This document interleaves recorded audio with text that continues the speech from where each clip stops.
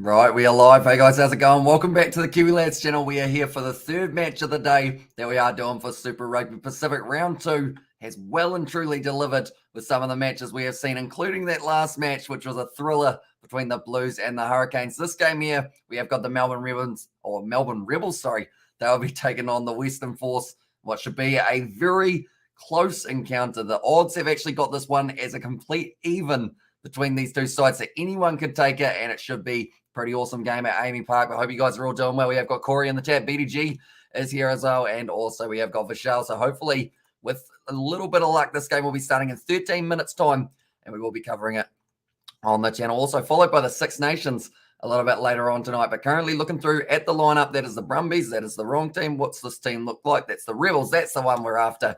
Yeah, so the Rebels, the home side for this match. Cameron Orr, Jordan Ulisi, and Kobus Eloff will be the front row. Phillip and Haylett Petty will be making up the locks, and then Wallace gets the start at 6, Wilkin at 7, and then Wells starting at number 8. When was the last time we had 3 players with the same letter, and that letter being W as the loose forward trio? That's probably a good quiz question that no one probably knows the answer to, because I don't know whether or not that is a relevant kind of reason for choosing your loose forward trio. But currently Joe Powell, he'll be starting at number 9. Matt Tamua gets the start at 10. Now, the reasoning behind that is Carter Gordon, he didn't play the best last week. He was saying before the game, they actually interviewed Matt Tamua, and he was saying that those two, they play a bit of golf together. They're grown up about it, and they understand that in a professional kind of aspect, it is going to be that sometimes changes are made. Matt Tamua gets the nod. It is his preferred position. He did actually mention in that interview. Ray Nu'u will be at number 12 with Stacey Ely at number 13. Lockie Anderson and Avaihu will be the 2 men out on the wings, and then Reece Hodge sliding back into fullback, and he is going to be raring to go for this matchup. Then looking through at the Western Force in a short moment, man, those Blues pissed me off. And there says Izzy, and yeah, very close game and up the Force there with the black and yellow from Crazy NZ and Yo, says Jack Goodman there. Hope you guys are all doing well. Hope you're excited for this third game of Super Rugby. We've got 2 more games that we are covering on the channel a little bit later on tonight, and that is the Six Nations, Scotland taking on France, and then also England taking on Wales, followed by the Test match cricket, New Zealand versus South Africa, followed by Ireland versus Italy. So we've got plenty of action that will be coming up on the channel, that is sure. So if you are new, be sure to leave a like and subscribe. But this is the starting lineup of the Hurricanes. They're the wrong side. They're not the ones that we were after here. I believe this is actually the one that we want. There it is, the Western Force. They were hiding. Oh, I see what's happened. It's actually got them in a random order on me live streaming software. But Tom Robertson, Feliti Kaitu'u, and Santiago Medrano are going to be the front row. For some weird reason, I feel like Santiago Medrano is going to score the first try of this game.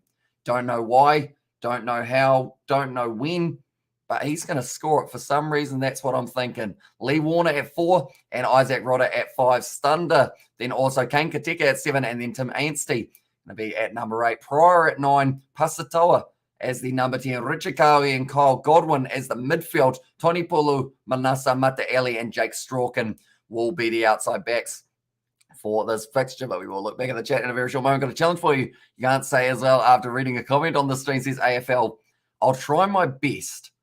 It doesn't seem to work too well for me, but I will try my absolute best. You'll just have to shut it down. Like if I do end up saying it, you'll have to be like, that's one. If I can say it less than 50 times, I feel like that would be impressive. But yeah, see how it goes. Crazy NZ has said Western Hurricanes in there. And so when are you going to get some sleep? That's a good question. Monday. I think Monday's our next real big sleeping time. Or after the cricket tomorrow, I will get a little bit of a nap of about 7 hours or something along those lines just to keep me going. But we got pizza that I'm going to be having at a random hour after this probably to really just keep the brain ticking over. But it should be all good as long as I make up the sleep in the next couple of days after. But this is the bench for both of these sides. Hanson, Gibbon, and Fangasi going to be there at number 18. Nolan and Ioane as 19, 20. Tuttle, Gordon, and Tonu Mapaya at number 23. Reddy, Lloyd, and Holmes will be making up the front row for the Western Force from Macaulay and Ollie Kalen. This is actually a very good bench for the Western Force here that we are reading through. It will be Isaac Finnes, Jack McIntyre, and then Ralston there at number 23. But this game is only sitting around 9 minutes. And why can't you show us the live, says Andrew Sinclair. Pretty much, I guess the best way to describe it is due to, I guess, the copyright and kind of YouTube broadcasting restrictions and everything. Like if I was to show any match footage or audio, YouTube have got the right to take us down if they are asked by someone else, which would be Sansa in this situation. So pretty much if we were to show match footage or audio, we have then committed copyright fraud type thing. So they are able to strike us and take us off YouTube for 3 months, which is quite a long time. And nonetheless, at this stage, do let me know who you guys think will be able to get themselves. Who's going to get the first try, in your guys' opinion? I did say Santiago Medrano. I don't know why I think he's getting the first try. I just seem to. And I says, Andrew, yeah, it is a shame because I wish I was able to like show the game and then just commentate over it and have like no issues with copyright. But yeah, they're strict for it and they do own the rights to it. So I can't really test that, seeing as this is my kind of, I guess you could say, my job type thing. So I can't really afford to ditch it for trying to show some stuff. Currently, the Western Force, they are coming off a loss up against an opponent in their first round, which was actually their game up against the Reds. No, the Reds played the Rebels. What am I on about? The Western Force, who do they play? They must have played the other side, the Brumbies. That is who they had. The Rebels, they were beaten by the Reds. Currently, these two sides, like I mentioned, completely even for the betting odds. So whoever takes this game, I guess you could say this is about as even as it gets for a match of rugby. The weather hopefully won't be too bad throughout the match. If it is raining, then we know that we'll probably see a few more handling errors in the near future of this one. The game between Forsyth Bar sides and Hurricanes and Blues, that was a brilliant matchup because the rain did not affect it. It was an overhead stadium. That's why I've left this one on. I'm praying that hopefully we don't end up with any rain because a lot of Australia is getting just downpours at the moment. The two games later on, like I mentioned, Scotland versus France, that is at 3:15 a.m. New Zealand time, followed by 5:45 a.m. England taking on Wales. But we will be doing both of those games on the channel. So if you are new, be sure to stick around, sure to hang out a little bit longer. We are going to be doing the commentary for this game. Also, our third one of Super Rugby for the day. And then we have got the cricket tomorrow. But currently, we are just waiting for this one to get underway. It looks like decent weather so far. They have just chatted to Matt Tamua a little bit earlier on. He seems like he's in good spirits being at number 10. But it's a big opportunity for him to try and really cement himself as that number 10 here. Because, I mean, Carter Gordon, he did have a bad game last week, and I think he will admit that as well. So now if Matt Tamua can have a good game here, he probably gets himself out of that midfield. And Severine Nu'u will be at number 12 with Ely on his outside. Because that's the thing. If you are a specialist number 10 and they do try you out at 12 and you go all right, and then you get yourself locked in as 12, you're probably not going to really pass up an opportunity to go to 10 if there is someone out of form or injury. Might be another factor that we do see throughout this competition because we've already seen so many injuries for all teams. Highlanders probably hit the hardest, I would say, with injuries and the list that they had before they actually got into the matchups. Because, I mean, they had, who'd they have? I mean, they've got Paripari Parkinson, Sio Tompkinson, Vilimoni Karoi, I believe, is injured at the moment. Jonah Nariki, Ash Dixon's in Japan, so they lost him. Also losing a couple of the other players. Fatuli Pai does return, but then in that match recently, they also had a couple more injury scares, including Ethan de Groot. And then there was also someone in that loose forward trio, I believe it was, at the game happiest. I've been a month's go, Rebels. Hope we win, says Xavier. So, yeah, we will have to wait and see whether or not we do see you. Whereabouts in the ground are you, Xavier? And you're covering today's Six Nations game, says Drift Wannabe. We are indeed. Both of those two matches are going to be covered on this channel. And the Ireland versus Italy game has taken place tomorrow night, which is going to be a very exciting one. But they're just showing there the excitement that the Western Force had at the end of their game up against the Brumbies, just to have the Brumbies steal that one right at the death with a try pretty much in the next phase. Still sneezing a little bit. It hasn't been too bad today, my hay fever overall, so I will accept that as like one of the first sneezes that I have done. It's unfortunate, but it does happen. Few sneezes here and there. I'm sticking with this background as well because I'm hoping that it doesn't end up raining. And Southend behind the goals to the left. And there says Xavier Brown right. I don't know my ends of the stadium. Southend behind the goals to the left. What color t-shirt do you have on? Because I see a lot of colors there, and that's probably going to be the easier way of working it out. But currently it's a nice stadium, AAMI Park. And we are only sitting around 4 minutes away from this game getting underway. Matt Tamua at 10. Reece Hodge at 15. Couple Wallabies representatives with that man, Isaac Rodder for the Western Force. He was great last week in that game. And the whole Western Force four-pack were, in fact, up against the Brumbies. They were winning so many turnovers. I have a flag. And there says Xavier, right, a flag for the Rebels, I assume that is. I keep an eye out for you. Maybe we see you on the camera. That would be kind of cool we do end up seeing you at the ground. And also, I'll be waving the Rebels flag, only flag in the stadium, says Xavier. Jeez, only one Rebels flag, the whole ground. That surprises me, but I guess it is going to be. So are you kind of directly behind the post, or are you way out to the side type thing? Because you said to the left, so how far to the left are we looking? The Force won their last meeting 16-15 in 2021 in this game, but it's always a close match between these two.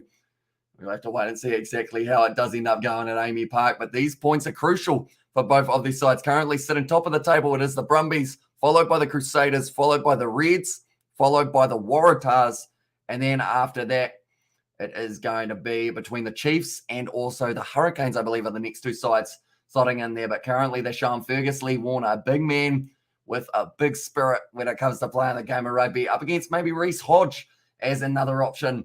It will be a kind of a little bit of a battle. I see there the Melbourne Rebels kit. The more I see it, the more I become like kind of quite fond of it, because it used to be quite plain for them, but now they've got like the city skyscrapers on the shirt as well. They're just showing Fergus Lee Warner 14 carries, first in his team ranking, first in game line carries. It's just on fire in that last match. Whereas Reece Hodge, he was going very well for himself in the game up against the Reds, and what were troubling conditions at Suncorp Stadium. The first half started off so well with no rain in sight, and then it just started pouring down, torrential downpour. James O'Connor was really good in that last game, but Reece Hodge was also playing right up there. And currently, I believe the next game for the Rebels, it is going to be up against the Fijian Dryer. That will be next week. We will go like this, though, and we will go like this. Hopefully, this is the right one. That's the Hurricanes. Who we got? Yeah, there we go. That is the Fijian Dryer. That is also not who we want. Is this the Rebels? Is that the Rebels? No, that's the Brumbies. Right. I should label these. There we go. There's the Rebels. Their next game is going to be up against the Fijian Dryer, followed by their game up against the Brumbies, Waratahs, and then they play the Fijian Dryer again after that. The Western Force, they have got the Reds in their next week's fixture, although it hasn't been confirmed at when that game will be taking place. The Waratahs taking on the Force. The Dryer is their next game, and then the Western Force, they will be taking on the Brumbies. They always have weird timing games for the Western Force, but that makes sense as their games are in kind of, if they are a home game such as this one, it's going to be a late start over there because it's an evening, maybe around 7 p.m. kickoff compared to New Zealand time zones. But then the ones that are at about this time, they're actually morning games on the Western Force, depending on what region they are from in that kind of area of the country. But nonetheless, Michael Cheika, very experienced man when it comes to the coaching side of it. He has just given us some of his knowledge in terms of what these teams are going to have to do to try and get themselves a big win here. I'm hoping for a good game, because that game between the Hurricanes and the Blues, possibly one would call it the best game that we've seen so far for Super Rugby Pacific. And it's probably hard to argue the way that that match went. It was a phenomenal one. I don't want to give away any spoilers of who ended up winning that game, but at this point in time, hopefully this game is close. Hopefully it's relatively high scoring. We saw a lot of tries in that last matchup. And of course, every try scored, $500 goes towards the Tonga Tsunami Relief. So it is a great cause. Let's hope these boys get over the try line a few more times. And at this matchup, they're Shawnee Reinu'u. They have a good opportunity in the midfield. And hi, Hamish, my mum died today, says Brandon. So that is unfortunate news. So condolences to you and your family. That is rough news for yourself on a Saturday. So hopefully you are doing all right at the moment. But yeah, sorry to hear that. Currently, they are showing Finners, who is also, like, that's the thing. They've got quite a few young players. Is it Finners or is it Fines? I think it's Fines as the way that you do pronounce it.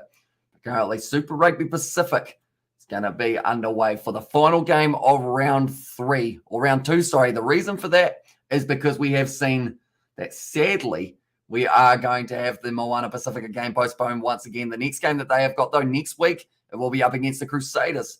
So hopefully that is going to be able to happen. It seems to be those games are going 50-50 in terms of whether or not they will be able to take place, because that game between Moana Pacifica and the Chiefs, it was going to be on Friday. Then they moved it to Sunday to give them the best possible opportunity to still be able to play it, but sadly still didn't quite get through. So the Chiefs, they had a bye, and now next week they're going to be taking on the Blues. Should be an interesting one. I'm very sad. And Sam in bed. And there says Brandon there. Have I said as well yet? Who was it who was asking about as well a little bit earlier on? It was AFL. Have I said as well yet AFL, other than there when I was saying it? Do let me know. But currently, we have got 2 more live streams tonight for the Six Nations that will be taking place. That is going to be England versus Wales and also Scotland versus France. But we will be scheduling those after this live stream And now at this point in time, they're late again at the ground. What is going on with Australian in terms of they always seem to have a game like 5 minutes late? I know that the Reds versus Rebels game, they actually had a power cut, so that kind of made sense that it was later. But these games always seem to be a 9:50 p.m. kickoff. And Rebels backline will be world-class. We kept all of our players, James O'Connor, Marika Coron-Betty, Nick Phipps, Quade Cooper, Andrew Callaway, Reece Hodge, Matt Timur. That would be an insanely good one. That is sure. And also we've got their rain there from Brandon. So yeah, hopefully we don't have too much rain around for the ground. I know that the Warriors game up against the Titans has been delayed till Monday due to the rain that they have got, but that means we might be able to cover it on the channel. So that is exciting that we will be able to have a little bit of the NRL preseason underway. I probably won't know any of the Warriors players. I'm trying to think of names of like younger players because a lot of the time it has been those younger players getting the opportunity, such as the Panthers actually losing their game 38-0, but that wasn't with the team that we were able to go all the way. And Region Pasatoa there says, Rex, is that for who you think will be able to score the first try of this game? It's a good choice because he has been looking strong. And if he doesn't score it, I will say he probably gets the assist for it because he doesn't seem like he'd be a selfish player. If the ball is there and the opportunity for the pass out wide is there, he will take it and try and run in. Maybe Manasa Mataeli could be another man to watch out for. But currently now we are getting some ads for some Utes. So that means we are getting close to the start of this game more than likely because Utes mean sponsors and sponsors mean we give them a little bit of time just before the kickoff. But now we've got Bunnings. They are also a sponsor though, so that's all right. That means we are getting very close. This game's being played at AAMI Park, the first home game for the Rebels that we have seen. Last game they did play was at Suncorp Stadium up against the Reds in rainy conditions. But this week seems like the conditions are going to be a little bit nicer, although we said that about the first half of Reds versus Rebels until the rain started torrentially downpouring the match. Right. Okay, we got more ads at this point in time. You're always a little bit later than the New Zealand games in terms of when they start. They're always about that 5 minutes or so. So 9:50 seems like it is going to be the kickoff time at this stage. But AAMI Park, it's an interestingly shaped stadium, I guess you could say, there for the Rebels versus the Western Force. Everyone ready to go for this matchup. I think there'll be allowed a few people in attendance. I'm very sad she was in Tonga. And it says Brandon, that one. So yeah, it's a tough time for people in Tonga at the moment, isn't it, overall? So the $500 per try being scored is going to be a big help for them. Temperature 25 degrees at the moment is what it is sitting at. I'm looking around for the Rebels flag to see if we can see Xavier Brown from the ground. But currently the Western Force, I do like their away kit. It's very nice. It's nice, the black, kind of matte black almost, I guess you could call it. But Richard Kahui, Ian Pryor, two very experienced heads to have in that camp of the Western Force. And we will have to wait and see whether or not they can have a real impact in this game. Kyle Godwin is another player I will say to watch out for. But this is a lineup that the Brumbies have gone with. They're not the ones we want, though. There is the Rebels that we are after. Or Ulysses and Elof as the front row. Phillip and Haylett Petty as the two locks. Wallace, Wilkin, and Wells as the loose forward trio. Powell and Tamur will be linking up as the 9-10 combo, something that we haven't seen this year so far, as it was Carter Gordon last week. Ray Nu'u and Stacey Ely as the two men who are there for the midfield. Vaihu and Anderson, and then Hodge slotting in at fullback. Then looking through at the Western Force for this match, Robinson, Kaitu'u, and then also Santiago Mirano, the man who I've picked to score the opening try of this match. Lee Warner and Isaac Rodder there at 4-5. Stunder, Koteka, and Anstey is 6, 7, and 8. Then Pryor and Pasatoa as 9-10. Kahui and Godwin is a very good dynamic mixture of youth and experience in the midfield. Pulu Mataeli coming from the Crusaders recently had a good game first week. And then Jake Strauchen at number 15. Although I think they call it Strawn, don't they? If I'm not wrong. What's up? I took the Western Force, says John Wise. Okay. Western Force at this stage, I mean, they were sitting as dead even. In fact, the Western Force actually started as slight underdogs on this match. But now the way it is sitting at the moment here in New Zealand is completely even.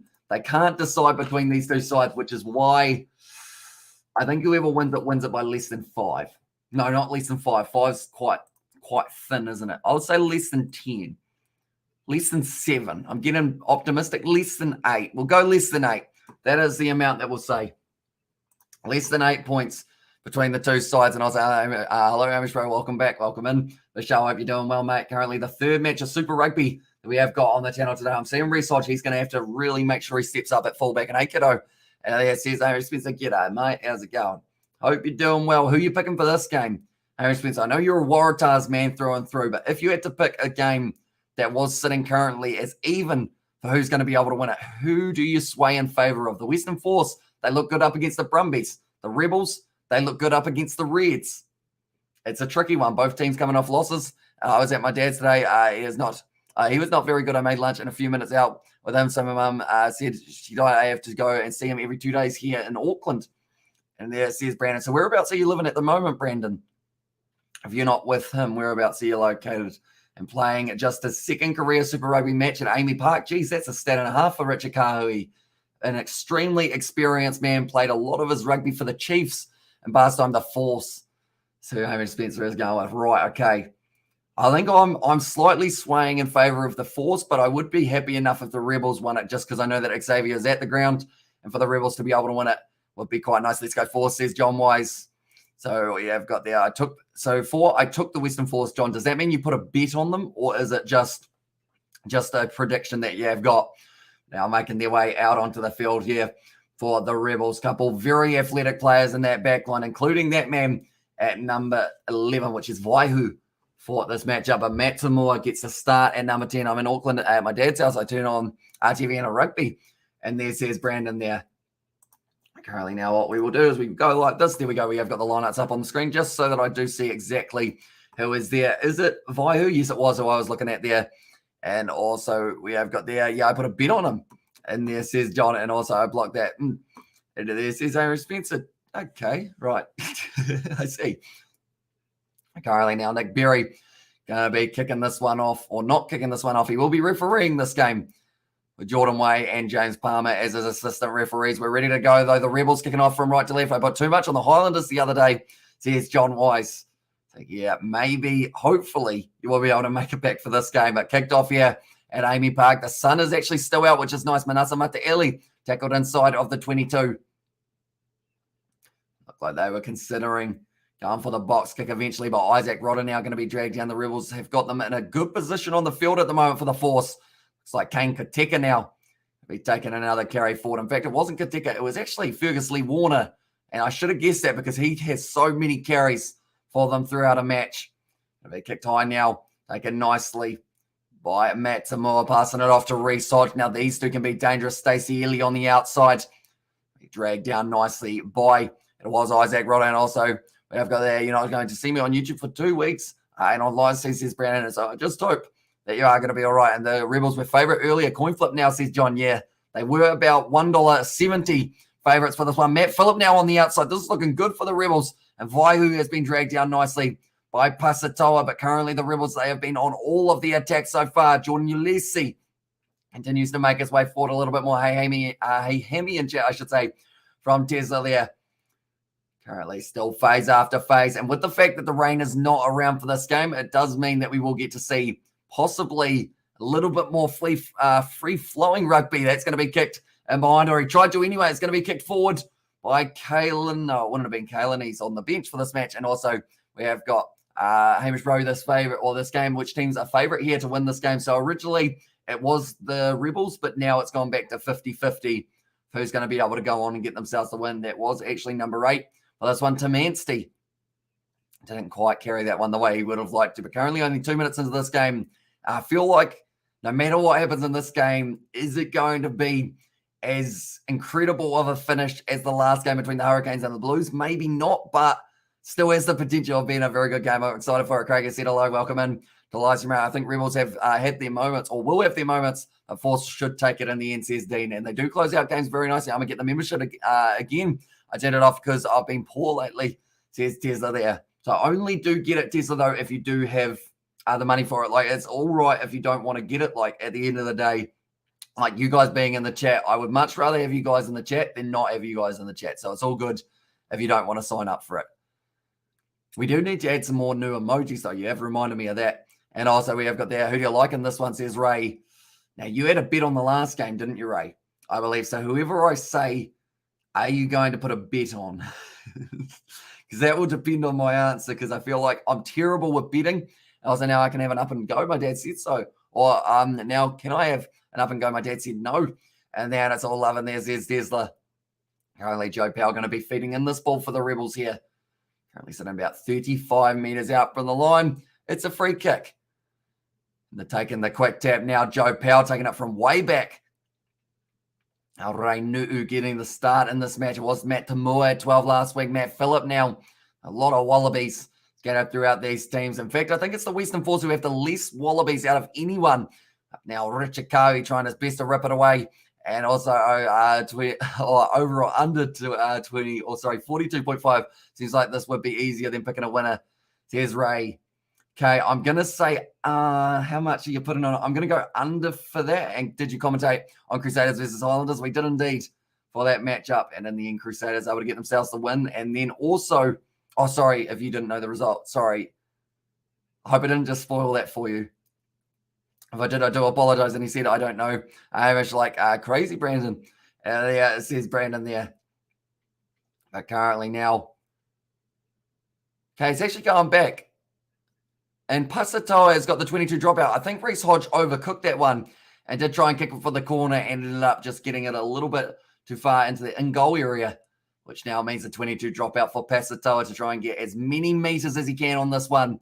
Jeez, that's a good drop kick. He's just gone 22 to 22. That's a huge drop kick. And over to 42.5 looks good in this weather. And now it's fine. It was a great game, says Craig there. Currently, yeah, that's the thing. Without the rain falling, it could actually be a higher scoring game. I think these two sides, they're probably going to get about 20 points each. So it's whether or not they can tick over to more than that 20. I suck at betting. Like my gambling, if I was a gambler, I would be a very, very poor one because I cannot predict anything who will win or who win it in the two rugby games I'll be watching a rugby league. And there's Brandon. And so the first match was won by the Crusaders. Or sorry, not the Crusaders. It was actually the Brumbies today that did play. And then it was a close finish, but the Hurricanes able to sneak it in their game. Currently going to be the penalty there. I believe that is for not rolling away. Just didn't really move there for Cameron Orr. Just sat on the ball and said, nah, not moving by this one. But now the Western Force, they'll be able to kick it for the touchline, making sure that one goes out. And Richard Kahui, they have got a great option in him in the midfield alongside Kyle Godwin on the outside if they do end up deciding to use him. But currently, he just keeps on going and going and going. Richard Kahui. It would have been nice to see Rob Carney there with them as well, but sadly, they do not have him there for this season. They actually lost quite a few of their players. That didn't look hugely straight.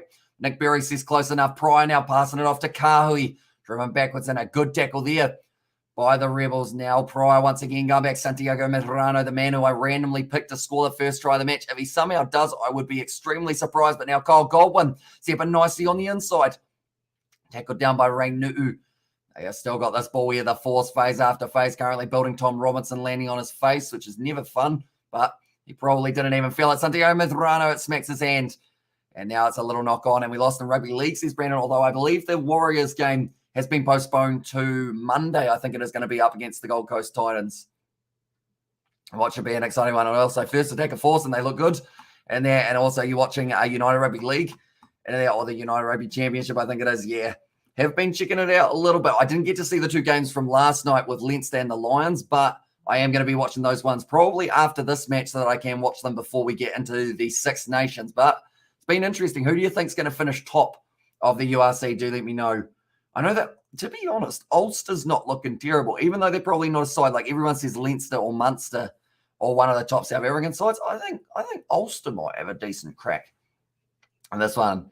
It's actually George's pick from the start of the competition as well. It's going to be another free kick, just going too early there for the Western Force. And it does end up with another penalty going in favour of the Rebels, or a free kick, in fact it is. Now Matt Tamua kicks it down the middle of the field, straight to Stewart. Another big yawn from myself. That's a good kick downfield. Taken nicely by Reece Hodge, though, and Stormers, just because they are my team in there. Says Craig, and have they got Connacht later on, I believe. Hopefully it is a good game there, and the Australian teams look way better. And there says Irish Spencer, is that way better than last year, I assume? At the moment, that's the thing. It's going to be awesome seeing them go up against the New Zealand sides again and see how much it's changed from last year, depending on where those games are taking place as well. They could have some very good ones. That guy in the background looks like Tani Alatupo, but it's not, because he is not a part of the Rebels coaching staff, but instead Kevin Foote going to be there as the Rebels coach. And also, Hamish, which team are you supporting in this Rebels or Western Force? I mean, at the end of the day, with it being 50-50, in the odds, I think I'm fine no matter who ends up winning this game. I just hope we have a good game of rugby with a few tries for both of these sides. Brian now fires it back into the pocket. Kyle Godwin puts the kick up high. Running onto it now, Reece Hodge lines it up. He's dropped it cold there, Reece Hodge. And now the scrum for Western Force in there. Says it was from Craig. Interesting. So in Curry Cup, Craig, do you go for Western Province? And do you think that's where Western Force comes into it? Maybe. No, probably not. I'm probably overthinking it. And to Port Reece Hodge, yeah, not the best catch there for him. He's just put it down, unfortunately. And it does now mean that there's going to be another scrum. Yeah, and he's disappointed. Reece Hodge knows that he should have been taking that one. Normally very safe under a high ball, but as of late, just seems to feel a little bit more of the pressure. I don't know whether it's looking out the corner of the eye maybe and seeing a player charging out. Yeah, it looks like he's had a gash on the middle of his forehead some stage recently. And no, I don't in this, says Craig. Okay, so that pretty much ruins that like kind of logic, doesn't it? Do you have a Curry Cup team, or is it that you don't go for any of them? Brian now going to be feeding this ball in 40 meters out. Trying to push this one forward. It looks like that ball's slightly stuck. Now Pry going to the short side. Nice pass out to Tony Pulu. In fact, it's Pasatoa who is down the bottom side. Pry now back to Lee Warner. Who is screaming? Someone's screaming out there. I'm not too sure who it is, but someone is really either yelling at a side to defend or telling them to attack. But now Pasatoa on the outside to Kalen. I've got a hair in my mouth. Got it. Nailed it. Sorry for having to do that, but you know when you get a hair in your mouth and you really don't like having a hair in your mouth. That didn't make sense. But now Richikawi going back, Manasa Mataeli with the skip pass. Out now to Strawn. He's got Tony Pulu with him if he decides he does want to use him. Wrestled down. This is good physical defense here from the Rebels. And no, I don't watch Curry Cup in the last 5 years. And there says Craig. Or juggle from Tom Robertson. Being able to take it though. Still 40 meters out after 8 phases. So they haven't actually made any ground as of yet. Run 4 from Pasatoa. Now Pryor, once again, going to the right-hand side. Santiago Medrano, short ball off to Tom Robinson. Had his ankles taken out, though. Pryor now going off to the Manasa Mataeli. Ball on the inside to Kane Koteka. As when you have your mask on in there. Says no moment. Stop eating here. I will try my best to stop it. I think it was an eyelash.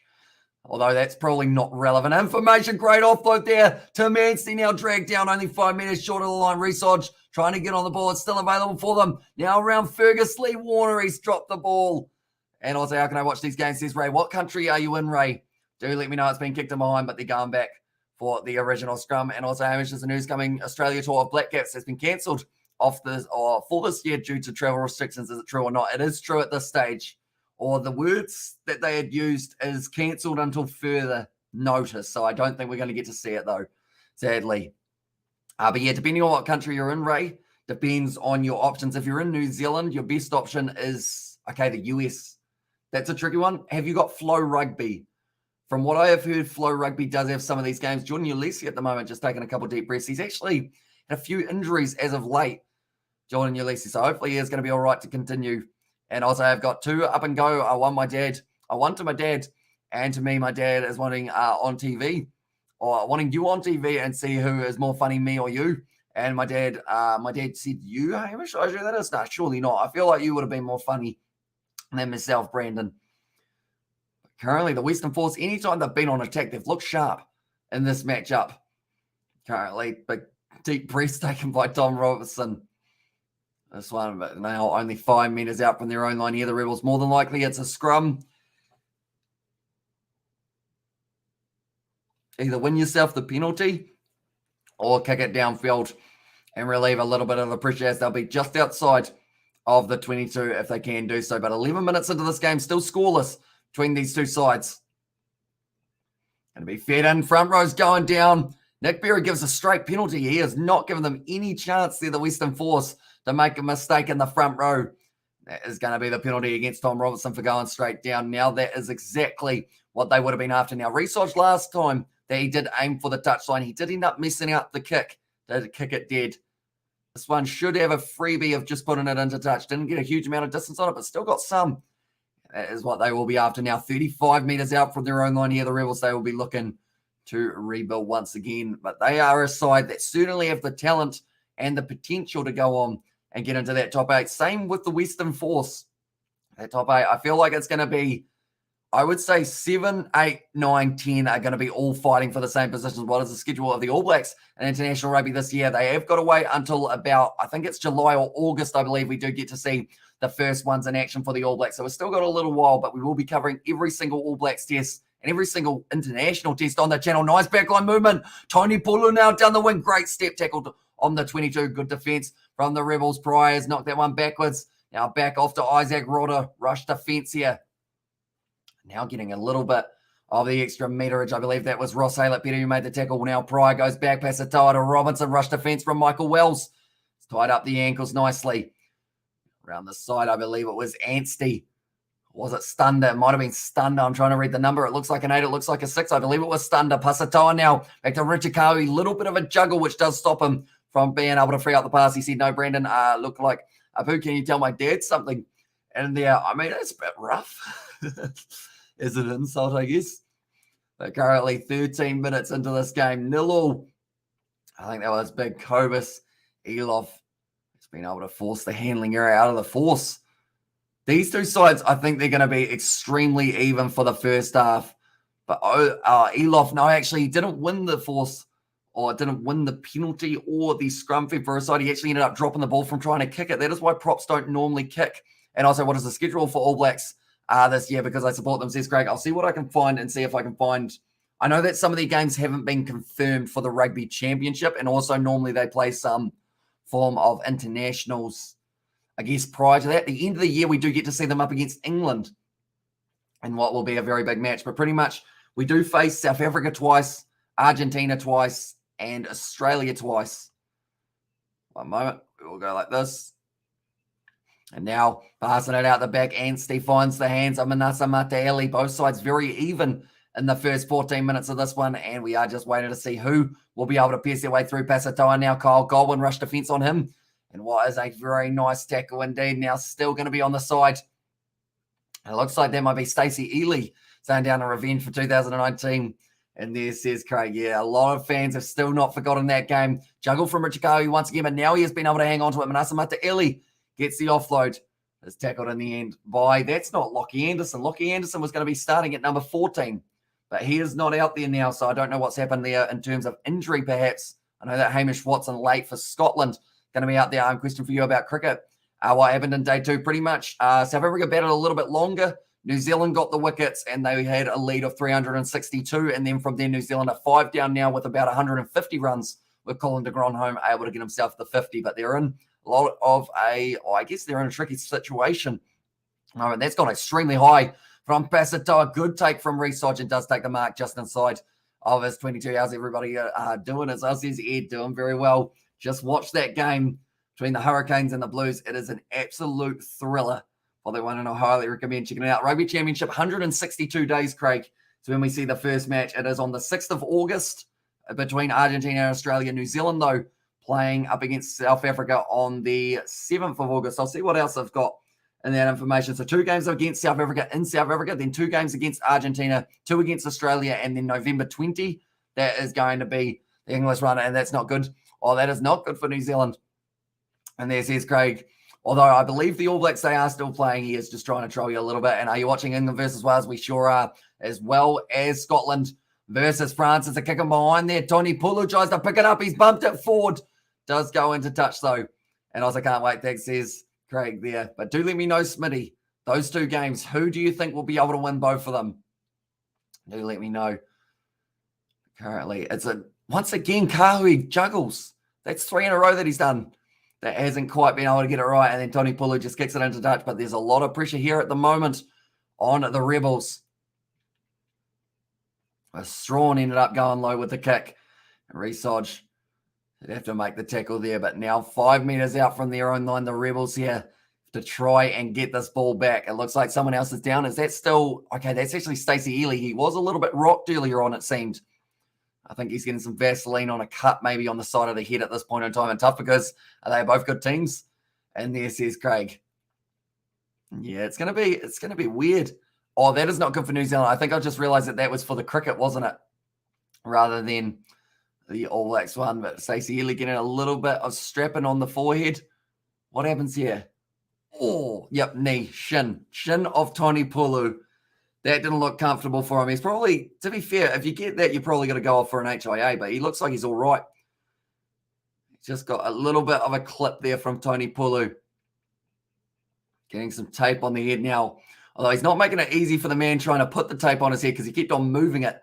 And I was like, Brandon, it's Brandon, Dad, do you have any pictures about your dad? And there says Brandon, I'm sure I've got some pictures somewhere. Probably not on my computer at easy access, though. But he has been on a live stream before. Gap is getting closed a little bit. Nick Berry asking them to clean that one up a little bit. And yes, there's Craig there. But yeah, we will be covering some of the cricket hopefully tomorrow and then the next 2 days after that for the test match on the channel also. But Jordan Ulysses now, important throw here. But the Western Force, they actually led line-out turnovers in the first run. And that one, nicely taken. And now trying to drive their way forward a little bit further. It was actually Brad Wilkin or Sam Willis, in fact. We did have that one. And tell me, what about Los Pumas? What do you think says first? So I know that they have got a few games coming up also in the Rugby Championship. They looked strong last year, Argentina. Even though they did lose their games, I still like the way that the Argentines play game of rugby. They got 2 against Australia, 2 against New Zealand, 2 against South Africa, and then they also play England at the end of next year. Yeah, I'm looking forward to it. And Hamish, you use iPhone or Android mobile phones? I have got an iPhone, except it's got a big glitch down the screen. Like pretty much, I don't know whether or not you guys can see that, but it's got a massive line from a glitch. And then also over there, it's got another glitch. So don't know how long it's going to last for. Hopefully a long time. I don't really want to have to buy a new one. Has anyone ever told Vaihu he kind of looks like Freedom Vahakolo?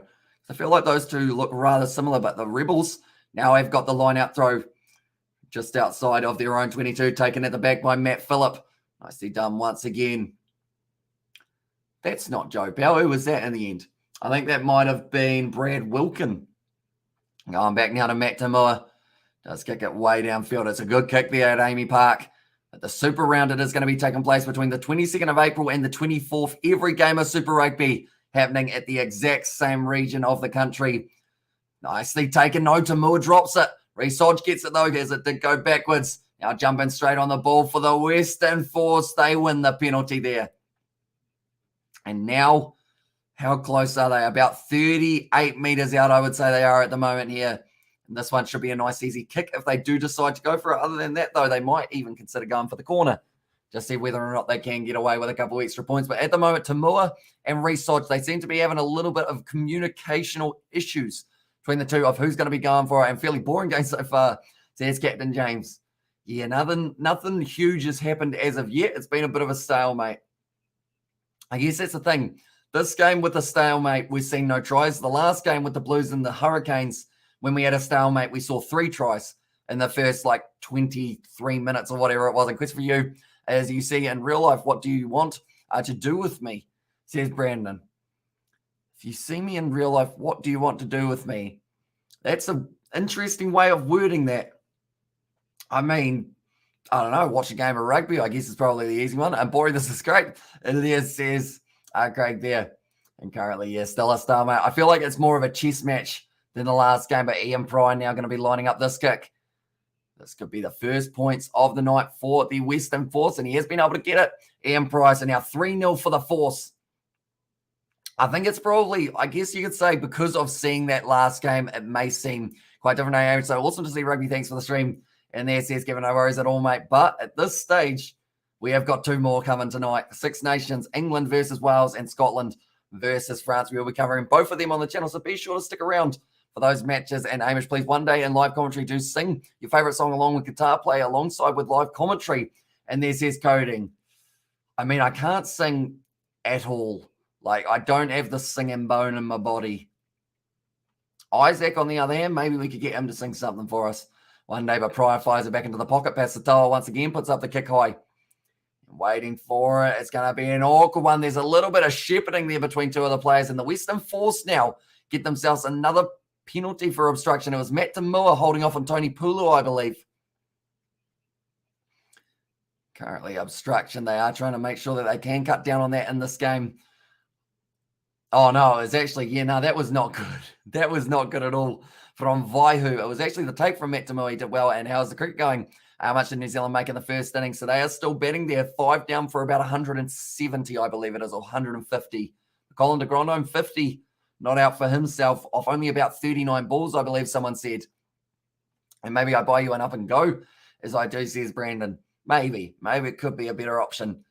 Although the rugby would be good as well if they are allowed crowds, depending on where it is. But Faliti Kaitu'u now, and be throwing in this ball. The Fords have got themselves a 3-0 lead. This current point of time, nicely taken there. And now breaking off the back. They have got plenty of options on the outside. Richard Kahui just trying to steamroll his way over the top. First time he has taken the ball cleanly so far throughout this match. Isaac Rodder off to Robinson. It's a knock on, but it's another penalty. And that is going to be against the Rebels. The disciplinary side of it for the Rebels is definitely letting them down in the early stages. Richard Kahui's got the ball in hand. Oh, okay. Richard Kahui's got this ball in hand, and they've said, we want to go for the corner here because we want a try nice and early. It could be Faliti Kaitu'u's option. They're going to get that rolling ball going, although they would have to go about 12 to 13 meters to be able to get over the line. So it would be a tricky one for them, but the Western Force, they've certainly got a 4-pack with enough shunt and Robertson, Madrano, Lee Warner, also Rodder, Stunder, Koteka, and Anstey to be able to drive their way over. I did have to read a couple of those names, I'll be honest, because I have forgotten one or two of them. That's a rough throw, though, from the Western Force, and you wonder, turning down the easy 3 to try and go for the full 7. It's a risky play. Tony Pulu now 40 meters out. Looks like he's going to be running it back. He slips straight into Kobus Eloff. Pryor off to Lee Warner. Attacking run once again, but he was dragged down by Wilkin. Now Pasatoa firing the ball back. Wide cut out pass from Kyle Godwin. Now out to Richard Carr. He puts in the chip and chase. Does sit up nicely for Matt Tamua. And now it does kick it down there. And also we've got, okay, lads, I'm going to just see my dad, see what he is doing. See you in a minute. We will see you later on. Now, Pasatoa has been nailed there. Oh, geez. I think John O'Wells might have just broken his ankle trying to absolutely break Pasatoa in half. He's still got back up, though, Pasatoa. He's a hard individual to stay down. Good performance by the Reds yesterday, Hamish. They stand out for Australia. They are certainly looking good, although they were pushed in that game up against the Waratahs. They had to dig deep, and they were able to hang on in that match. But I have been impressed with the Waratahs as well. They've got a squad that has potential, though, the Reds. And all those guys. Now, Ulisi was in that one. Mata Ali stepping off the left boot. Good low tackle from Matt Tamua, staying in the same spot. Going back to Lee Warner, currently 23 minutes into this game. And Brandon Ui supporting in the Super Rugby. And it's going to be bouncing up nicely just inside of the 22. And now it will be Vaihu. Kicks it downfield. There's a player down at the moment, and I don't know who it is, and I think it's a shoulder injury of some sort. Oh. Wells absolutely smashing into Pasatoa for that one. And not just him, Ray Nu'u as well got involved. He hurt his ankle a little bit for that one. I think he ended up being all right after that. And why many of the best players of Super Rugby go to play to Japan just for the money, your opinion? I think a majority of the time it is for the money side of it. Jordan Ulisi down again. He actually had a rib injury last week, so I don't think he should have been playing in this game by the looks of it, because he looks like he is in a little bit of trouble at this current point in time. But yeah, I think it is. I mean, the money that they offer is just too good to refuse, really. Like some of the contracts, like you're looking at life-changing sums of money. So like I can understand why they want to, go overseas. Jeez, that's a big hit from Wells. He just nailed it. Pasatoa right in the midsection. Ray Nu was involved in it as well. Jeez. I'm just looking at it in slow motion. I would not have gotten up from that. I probably wouldn't have been able to get up from that for about 4 weeks after the way he got smacked with it. And John O'Wells, a little bit of an ankle injury. And okay, thanks. There's his fur. But yeah, I think same with France. Normally France offers some pretty nice money for players, but I guess the big question is, like, if Super Rugby became a lot more popular, like, it's going to be tough to get it as popular as... Is he going off the field here, Ulisi?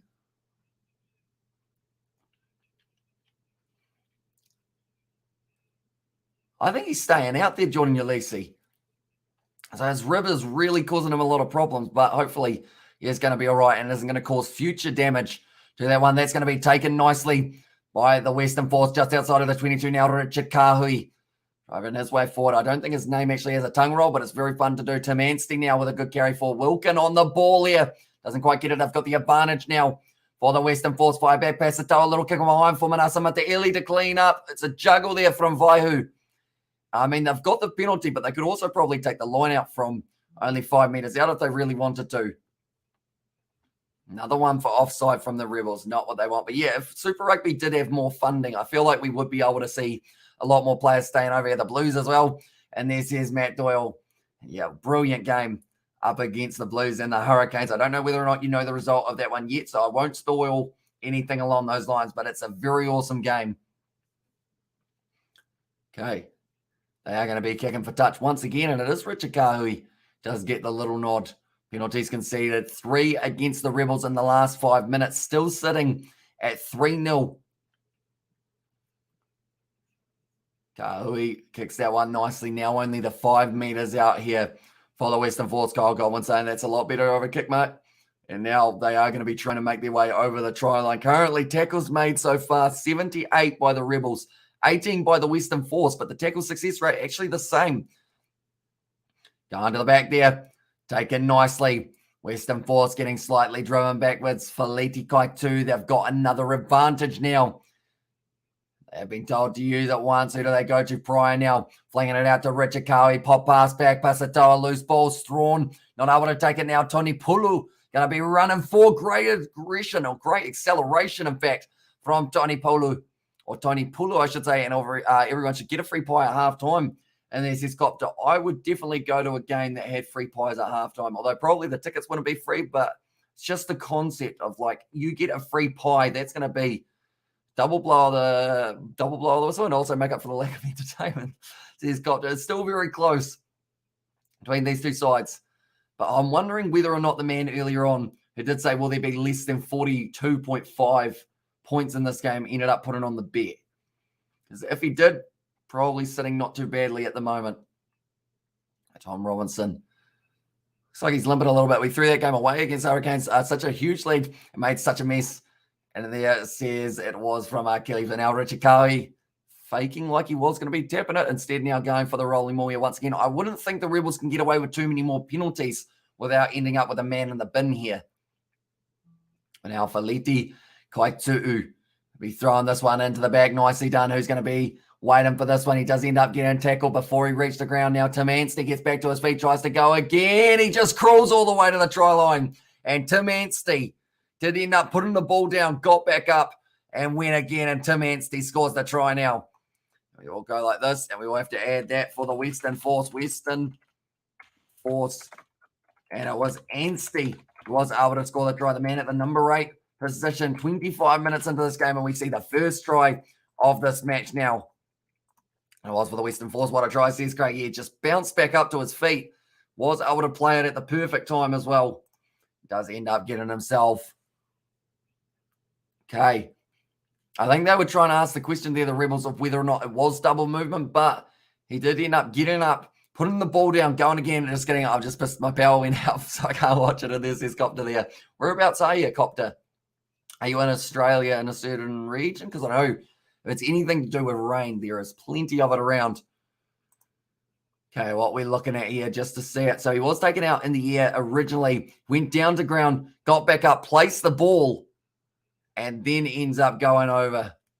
I think, yeah, the number 6 wasn't too happy there. They have been able to get over the line, and the Force now have got themselves an 8-0 lead with Ian Pryor now lining up. This one shouldn't be any troubles for him, I wouldn't think, here. And we will go like that. And we will go like that. I was just making sure the scoreboard was updated itself, and now the score's going to be 10-0 in favour of the Western Force. A good start to this match, which is Scotland versus France and England versus Wales prediction. I'm going to say France win it, but Scotland could easily win that game at Murrayfield. They've got their best possible opportunity to win it at Murrayfield, but I'll go France, and then England, I think, win it at Twickenham up against Wales. Those are the two, but like those games, to be honest, both of those games could definitely go either way.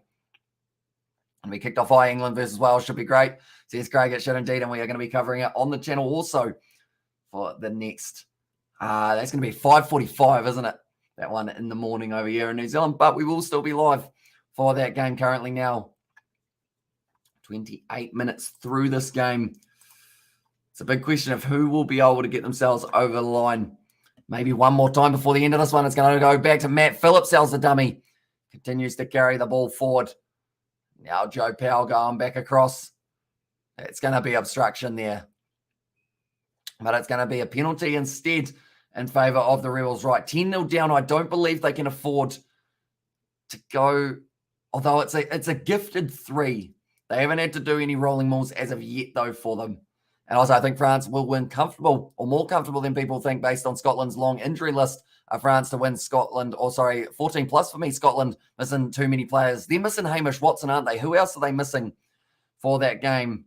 Because I did see he was probably the last player that I know of that did get taken out. But now Jordan Ulisi looks like he is going to be able to try and get this rolling maul going.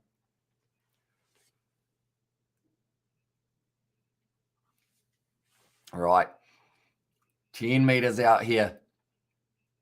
They get the throw right, which they have. Matt Phillip has claimed it. That is 2 out of the 3 tasks that they needed to complete here for the Rebels to score. The last one is just getting over the try line, and Jordan Ulisi putting the ball down. Props it out the back, though. Now Rainu with a good attacking run, only 5 meters out here. And now Jordan Ulisi, did he juggle it? He knocked it on there. Jordan Ulisi, too keen to try and get in there and recycle it quickly. He's disappointed with it. There's another blown opportunity there, and we are so bad in the Says Xavier. I haven't seen you at the ground as of yet, but it has not quite been going the way that the Rebels would have been after yet. Just hit someone's foot for that one, Jordan Ulisi. You got to feel for him a little bit because he has got that injured rib. Like, we don't know how serious that rib is injured. I see that wasn't Frank Lamani, was it? Is he actually at the Rebels at the moment? I know that he was at Northampton Saints, I believe it was recently, where he was, but now the front rows in the scrum. Currently 30 minutes into this game. It is 10-0 to the Western Force over the Rebels. And like I mentioned, we are going to have a couple more games a little bit later on tonight for the Six Nations. We are covering both of those ones, and Rebels suck. There says Adrian, and also Gray, Sutherland, and Richie Watson all keep missing. Says Jack, oh, so they're missing. So that's all forwards, isn't it? So that's going to be a penalty to the Western Force. But yeah, missing so many forwards is going to make it tricky for them. Now, at this stage, I believe it was Santiago Medrano was able to win that penalty for his side. Yeah, just slipping out underneath, and I believe the penalty, it was on that far side. Santiago Medrano. Other yawn. They're hitting me hard at the moment. It is 10:30 here in New Zealand, which is probably the normal time to start getting slightly tired, but then we've got a long night. We're probably going to sleep tomorrow at 7 p.m., so still got another 21 hours of being awake. So we've got a bit to do, I guess you could say. Now for Liti Kaitu'u.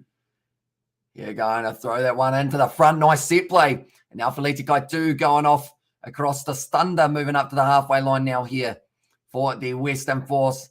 Good run forward. I believe that was Santiago Medrano once again. He's been quite busy throughout the early stages of this one. Richard Kahui going down one moment. We will go like this and just make it sore. Or making not sore, but making sure that the scoreboard does want to behave itself for this one. Whoopsies. I accidentally adjusted my volume. There we go. Okay, it is still updating. Also, we have got there, do you pull off all-nighters? I normally do if I need to. Like, if I've got live streams, I can do it easy peasy. But if I haven't got live streams, then normally I end up crashing, like, midway through. And what streams next after this is Jack. So that will be the one starting at 3 p.m. And that will be between France and Scotland for that matchup. So that is going to be an exciting one. And then after that, at 5:30, we will be starting our next live stream, or somewhere around 5:30 anyway, and that will be Wales taking on England. And that other fixture. I'll be keeping you guys updated with all other leagues around the world, though, whether that's Gallagher Premiership, Top 14, URC, all of those ones taking place. We will be keeping you informed. But currently 15 meters out now from their own line here, the Rebels, and it looks like they're trying to get that rolling maul, increasing their way towards that 22. Seems like it's going to be relatively stable for them at the moment. They will have to use it soon, though. Okay, it's gone out of the 22, so that now means that if they do want to use it, they are unable to kick this one out on the full. And Matt Tamua gets it. Jordan Ulisi is struggling big time with that rib. And I feel like if they want to protect them, they've got to take him off the field. And also you have a bit of time for a nap then. And there says it was from Jack. Although I'll probably end up, in between those two, I'll probably end up doing all of the little Oh, cool. Okay, Tony Pulu and also the other man there just hurt themselves big time. Now it's kicked to mine. Pasatoa has to grab that one and he is forced into touch. So it was play on. They're going to be going back and checking on these two players, though, first of all. And also when do our top 14 start. I believe we've got a few of those games coming up in a short moment. One moment. Okay, they're making subs. I believe it's got to be Jordan Ulysses going off. His rib is sore. So Tony Pulu going up for it. Also going up for it, I believe it was Vaihu. Both men landed in weird, almost similar fashions in that one. But yeah, I will end up probably doing some editing and whatnot in between the two live streams. I could try and sleep, but I also kind of want to cook some food for tea. I might end up doing that. But Jordan Ulysses now going off the field. They've got to take him off. And James Hansen now going to be making his way out there earlier than he would have liked to go off there, Jordan Ulysses. But something's happening in that rib. I don't know whether it's cracked or maybe there's just something kind of maybe just leaning on something that it shouldn't be. Straight on the ball there for the Western Force. No, it's a penalty advantage now. Now going back, and it will be Wilkin with another carry forward. Powell going back across 40 meters out here for the Rebels. Matt Moore firing it back. Quick hands. Nicely done there for the Rebels. Not gone from Vaihu. They will be going back for the original penalty, though. Right, the top 14. There's quite a few games taking place all around the world at the moment.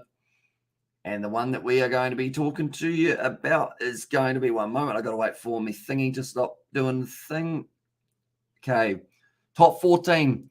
We have got a couple games on tonight. Once it loads, there it is. It is going to be the first game of which will be Clermont versus Perpignan. That is starting at 5:15. Lyon versus Biarritz also at 5:15. Racing 92 and Castres 5:15. Pau versus La Rochelle 5:15, and then Brive versus Toulon will be the game taking place at 9:05 a.m.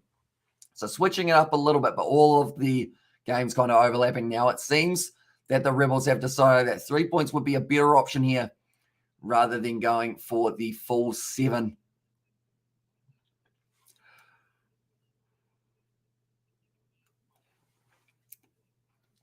And also we've got a very entertaining match. And there says Craig, it is my yawns are not to do with this match. It is just to do with, I mean, this slide I've said from the very start does end up meaning that I yawn all the time for some reason. I don't know whether it's like the light in terms of the warmness of it or something, but that one has gone over. And now the score is going to be 3 points to the Rebels and 10 to the Western Force. Currently 35 minutes through this first half. It's been very even between these two sides. And I believe, I mean, that's the thing. The live odds said that it would be even. I think that this one is going to be possibly one that goes down to the wire.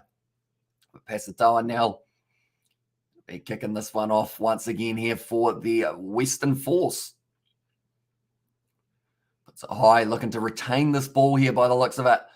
No, it's gone over the top of them. And now because of it, it just becomes a little bit of AFL. I think that one went backwards there for the Rebels, so they are going to be able to just hang on to this one. They've been told to use it. Power goes back to Haylett Petty. Another carry. I feel like that's kind of in through the side of the breakdown for whoever that was. I think it's Michael Wells. No, it's actually the number 6 for that one. Now they have been told to use it. Joe Powell will have to put up the box kick. Close to the touchline. Nicely taken there by Strawn. It's been wrestled down by Vai, who's playing a physical game out on that wing. This current point in time for Liti Kaitu'u now to carry forward. And Wallace, the man trying to stop him from making his way for Kateka, tackled by Haylett Petty. Currently, both sides have had some very good phase play throughout the early 30 minutes. That was a little bit forward there from Manasa Mataele, only just though. He does apologize to his team and also to Kyle Godwin there, but now we're going to have another scrum here.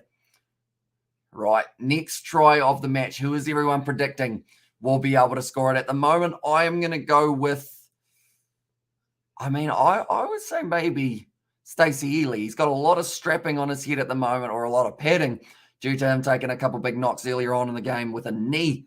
It's one that just comes to mind straight away. I would say that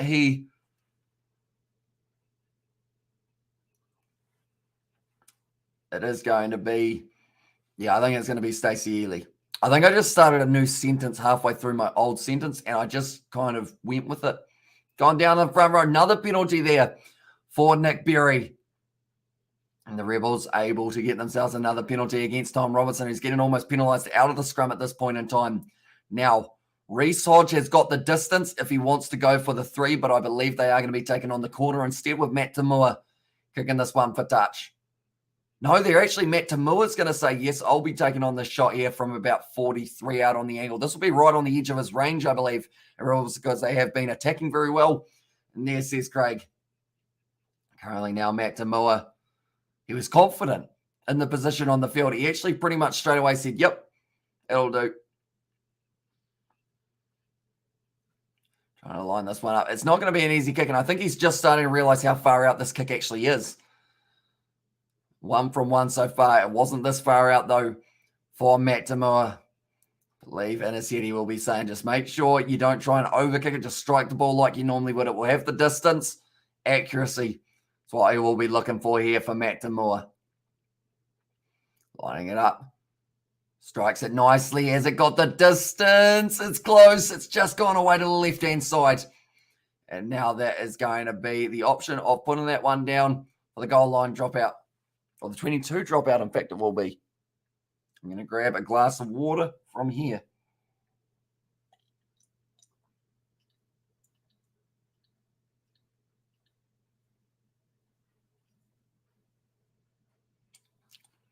Hopefully my voice does last throughout the next 3 live streams that we have got for ourselves. But now Joe Powell firing it back to Matt Phillip.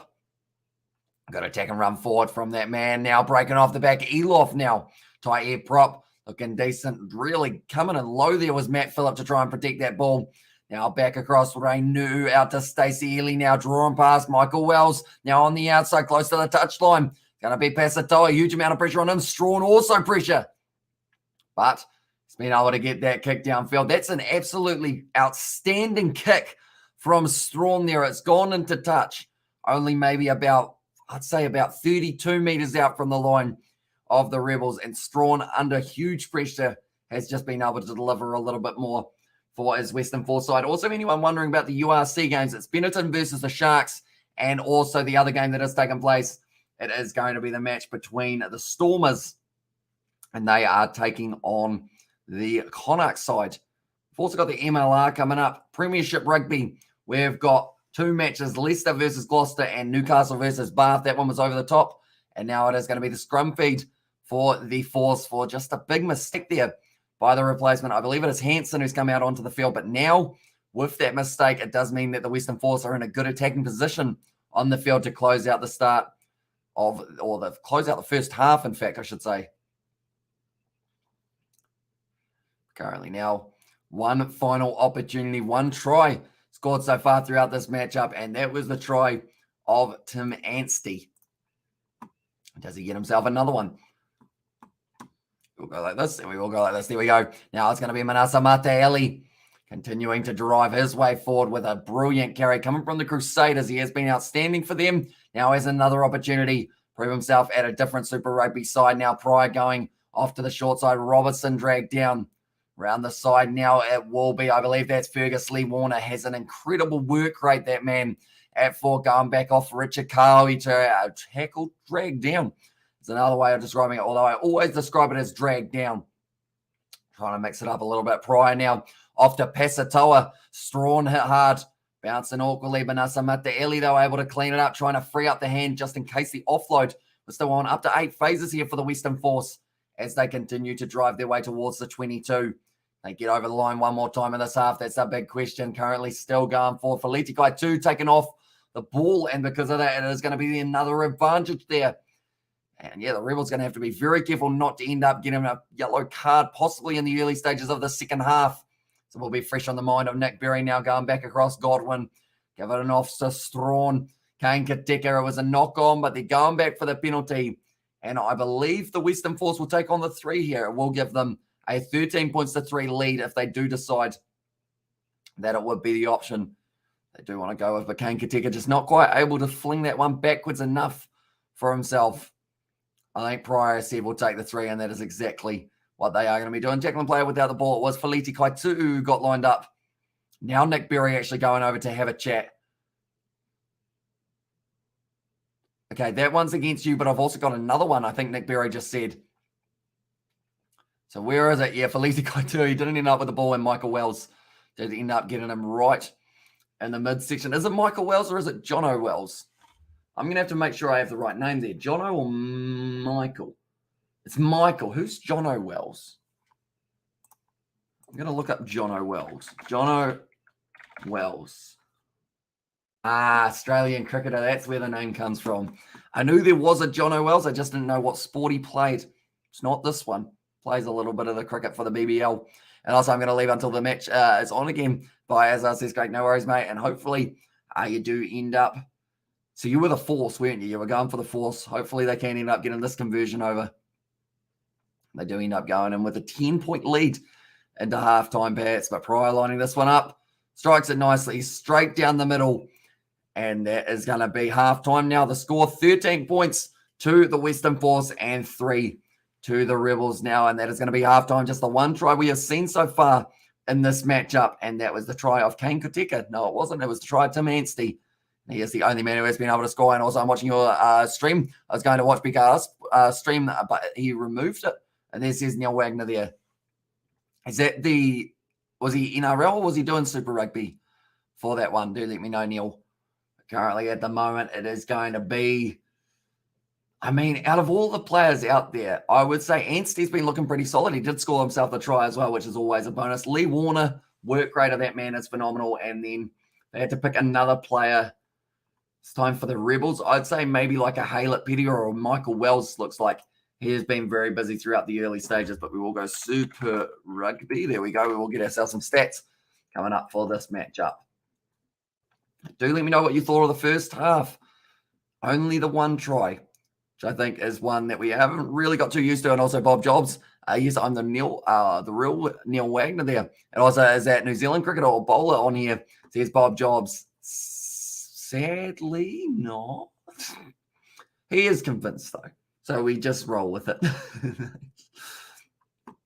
But currently looking at the tries in this game, like the one that we have seen from the Western Force. Meters carried 166 compared to the 80 of the Rebels. 80 carries for the Western Force.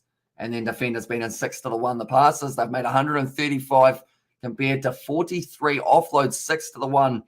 And then also looking through at a few of the other stats that we have had, over 100 tackles made by the Rebels in that one. 6 missed tackles and then 31 or 37 tackles made by the Western Force, just missing the 1 tackle there. Penalties conceded, though. It's a big number, 8 against the Rebels there. And it is 6 against the Western Force, who have had 66% of the possession at this point in time. So I'm curious to know how it does end up going for the rest of this matchup. I hope you guys are all doing well. And also, what do you think will happen in the second half? Will the Force put away maybe? Or will the Force pull away maybe, says Dean? It's a good question. I'd like to think the Rebels are only one set play or something along those lines away from being able to score themselves a try.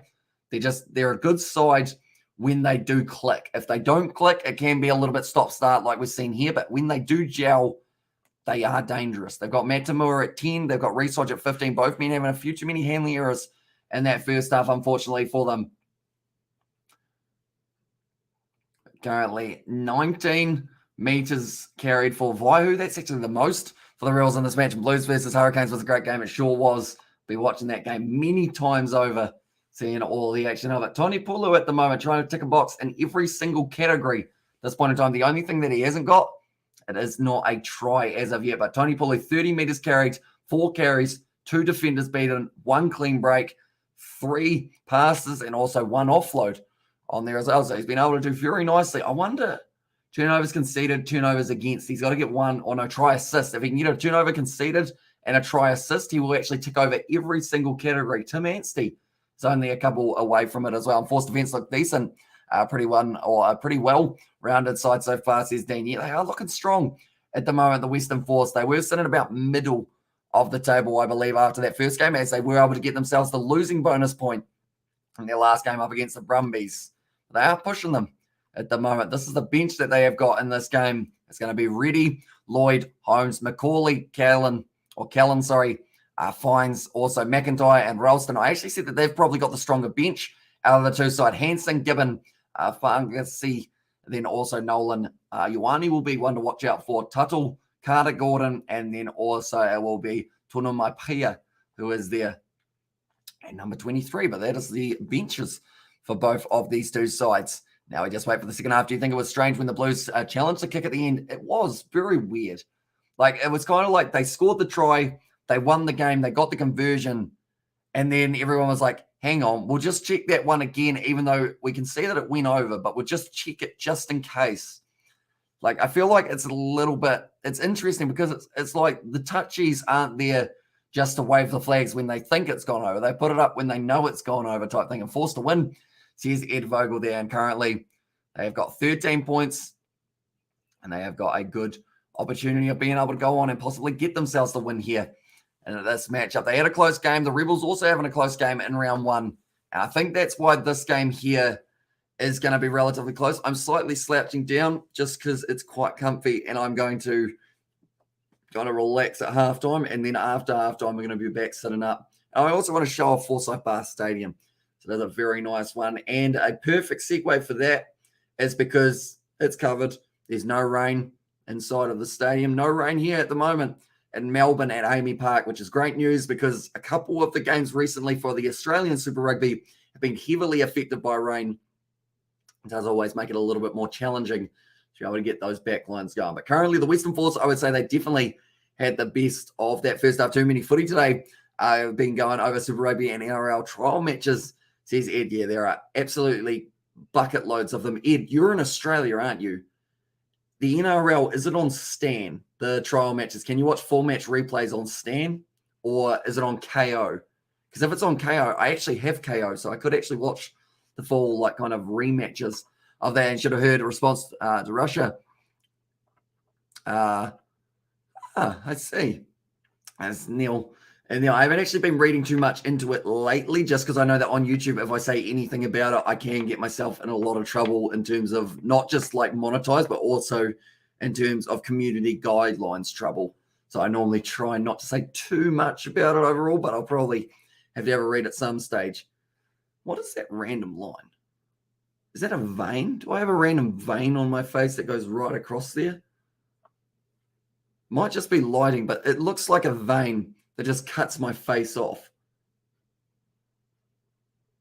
If it is, I have never seen it before.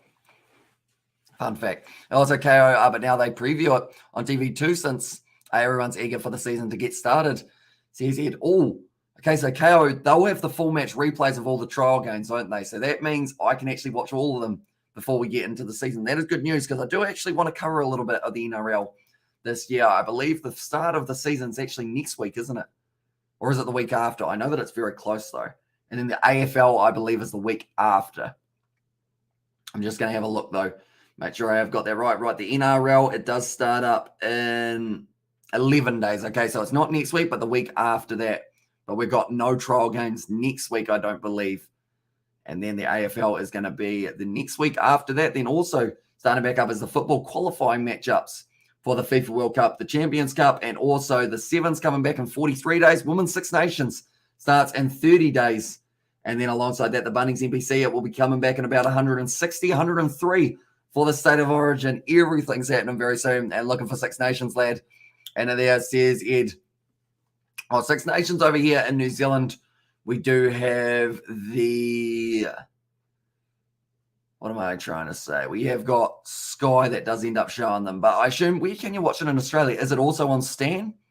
Or is it actually also on KO? Maybe. KO's got quite a few, even though at one stage KO kind of lost all of its like rights to things that they didn't really have too much on in terms of the rugby side of it because of KO pretty much, or Stan, sorry, taking over saying, yep, we'll have that. Cheers. Thank you very much.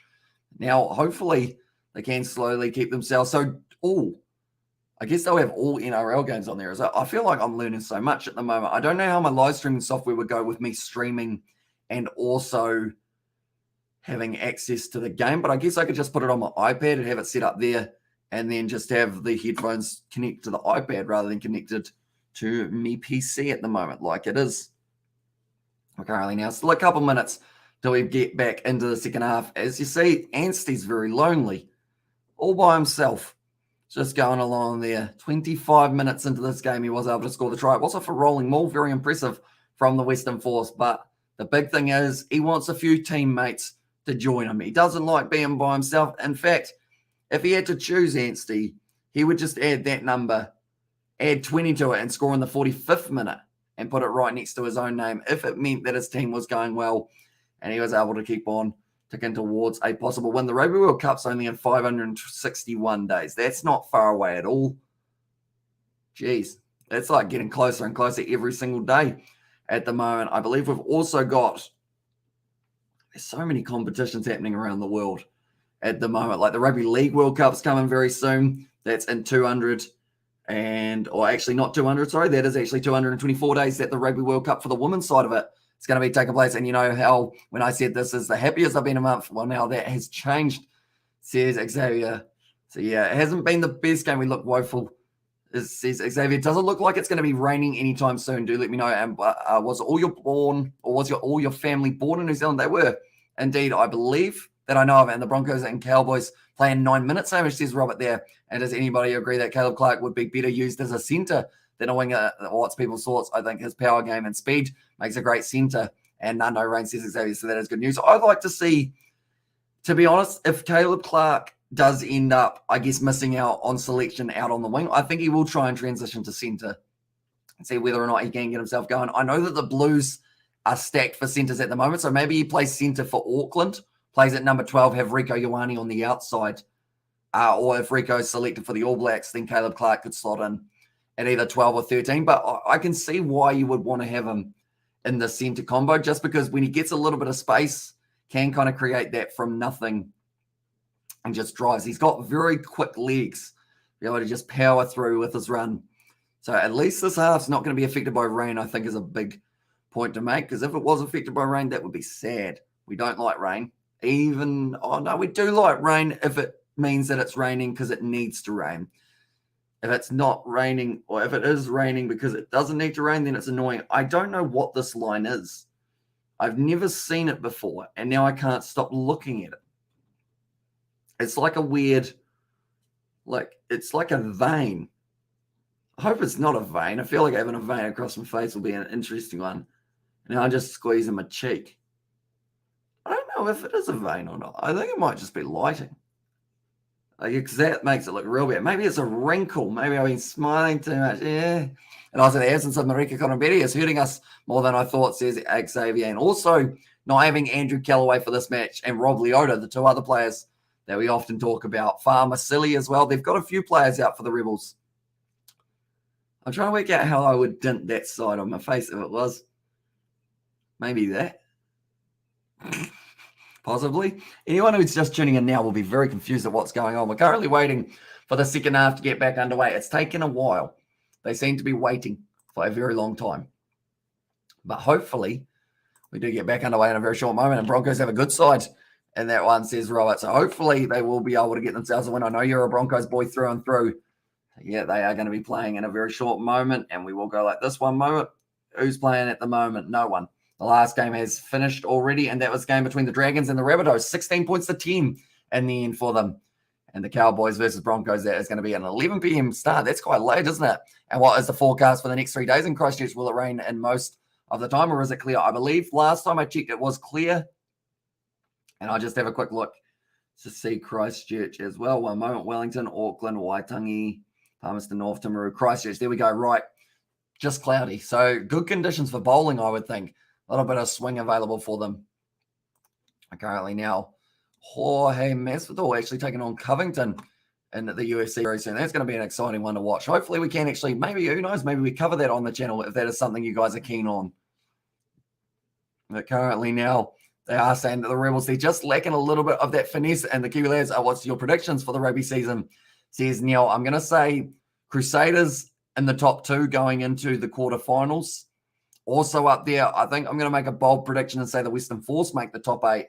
Just from, not just this game, but from what I've seen so far from them, they do look promising. And that one, what's another big one that we could have as a call? Chiefs going to be top 4, I'm going to go.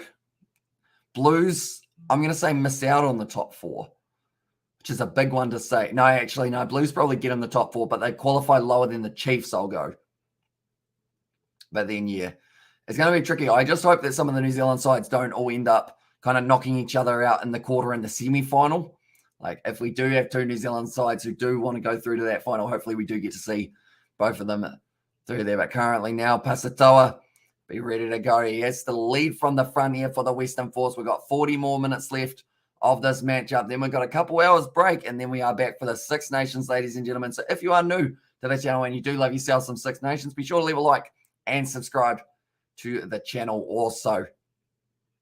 And now, Santiago Medrano, he's still out on the field at this current point in time. It does seem. Got a big smile on his face. Who's that? Is that Timansi? I think it was. Man, he was able to score the try, but now Matt Phillip. Looks like there's a little bit of a breeze starting to end up playing maybe a late factor in this game. I don't think it will have too much of an impact. It didn't look too strong there. Now kicked off by the Western Force. Second half now going to be back underway. Taken nicely by Matt Phillip, unchallenged by that one, but Kane Kateka able to make the tackle on him. Now Joe Powell passing that back across, taken nicely here. The back line from the Rebels looking crisp in the early stages of the second half. And Resodge puts the big boot downfield, taken nicely by Pasatoa there.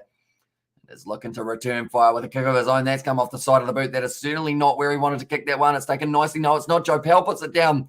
And now going for the kick himself. Looking for the 50. 22 goes out on the full. And they are going to be going right back to where he kicked it from. Mistake early on from Powell for the Rebels. Kick errors so far. They've actually had 2 of them so far in this match. The Western Force coach, he is looking on this game. He will be hoping that they somehow get themselves. I mean, that's the thing. A win here will put them up to about 4th or 5th, I believe it would be, because they did receive that bonus point in match 1. And if they get 2 more tries, they might be able to get themselves the 5-point win. Kateka now going back. Kahui, the middle, 45 meters out now for the Western Force once again. Isaac Rodder passing it back to Manasa Mataele. Good low tackle on him there. Now Pryor going to the short side. Kane Kateka. In fact, it's Thunder. Does continue to thunder his way forward. Isaac Rodder now cutting straight into the defense. This is good phase play once again from the Brumbies, from the Western Force, who have done it extremely well throughout this whole match. Pryor now going back once again. Now drawing past Strom, a great fast stands there out to Tony Pulu. Dragged down 35 out. They haven't really gone forward yet at this point in time, the Force. And I'm back, says Craig. Welcome back, mate. Hope you're doing well. Currently, the Force, they have had all the possession in this first stage. Strawn now going around the side. Now Pasatoa trying to link up. What way does he go? He couldn't decide. And in the end, just ran himself. Ball's being knocked free. And it's a penalty there to the Western Force. Straight out in front. Would be an easy 3 points if they want it. It's a yellow card. I believe that's Reece Hodge here. He has been taken off the field. So not only has he dropped the ball earlier on, but now he is going to be off the field for the next 10 minutes. And he is disappointed. And that is going to be 10 minutes in the bin for Reece Hodge. So I would say here I would take the 3 and go back to halfway. Even though you got no fullback. Or do you scrum? No, you don't scrum because they've had a lot more penalties in the scrum so far for Reece Hodge's side and the Rebels. And also what Zodiac signing you? Zodiac, is that like, I'm Sagittarius if that's the right one. But I might have said the wrong one there. I'm not too sure what the Zodiac, is that one that?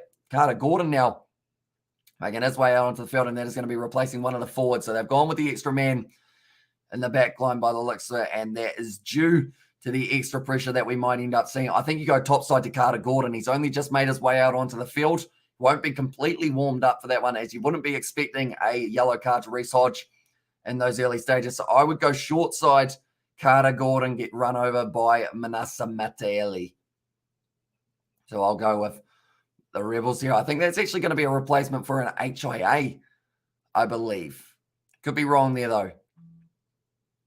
Currently now the Western Force going to be Pryor putting the ball in. What side do they decide to go to? I would go top, but they're going to be going up to the top side now with the pass. No goal. Godwin goes straight through and scores the try. And it's what Animal AUR in the Chinese New Year in there says, Neil, I think I'm a rabbit. I think I'm the year of the rabbit. I was 2000 or 1999.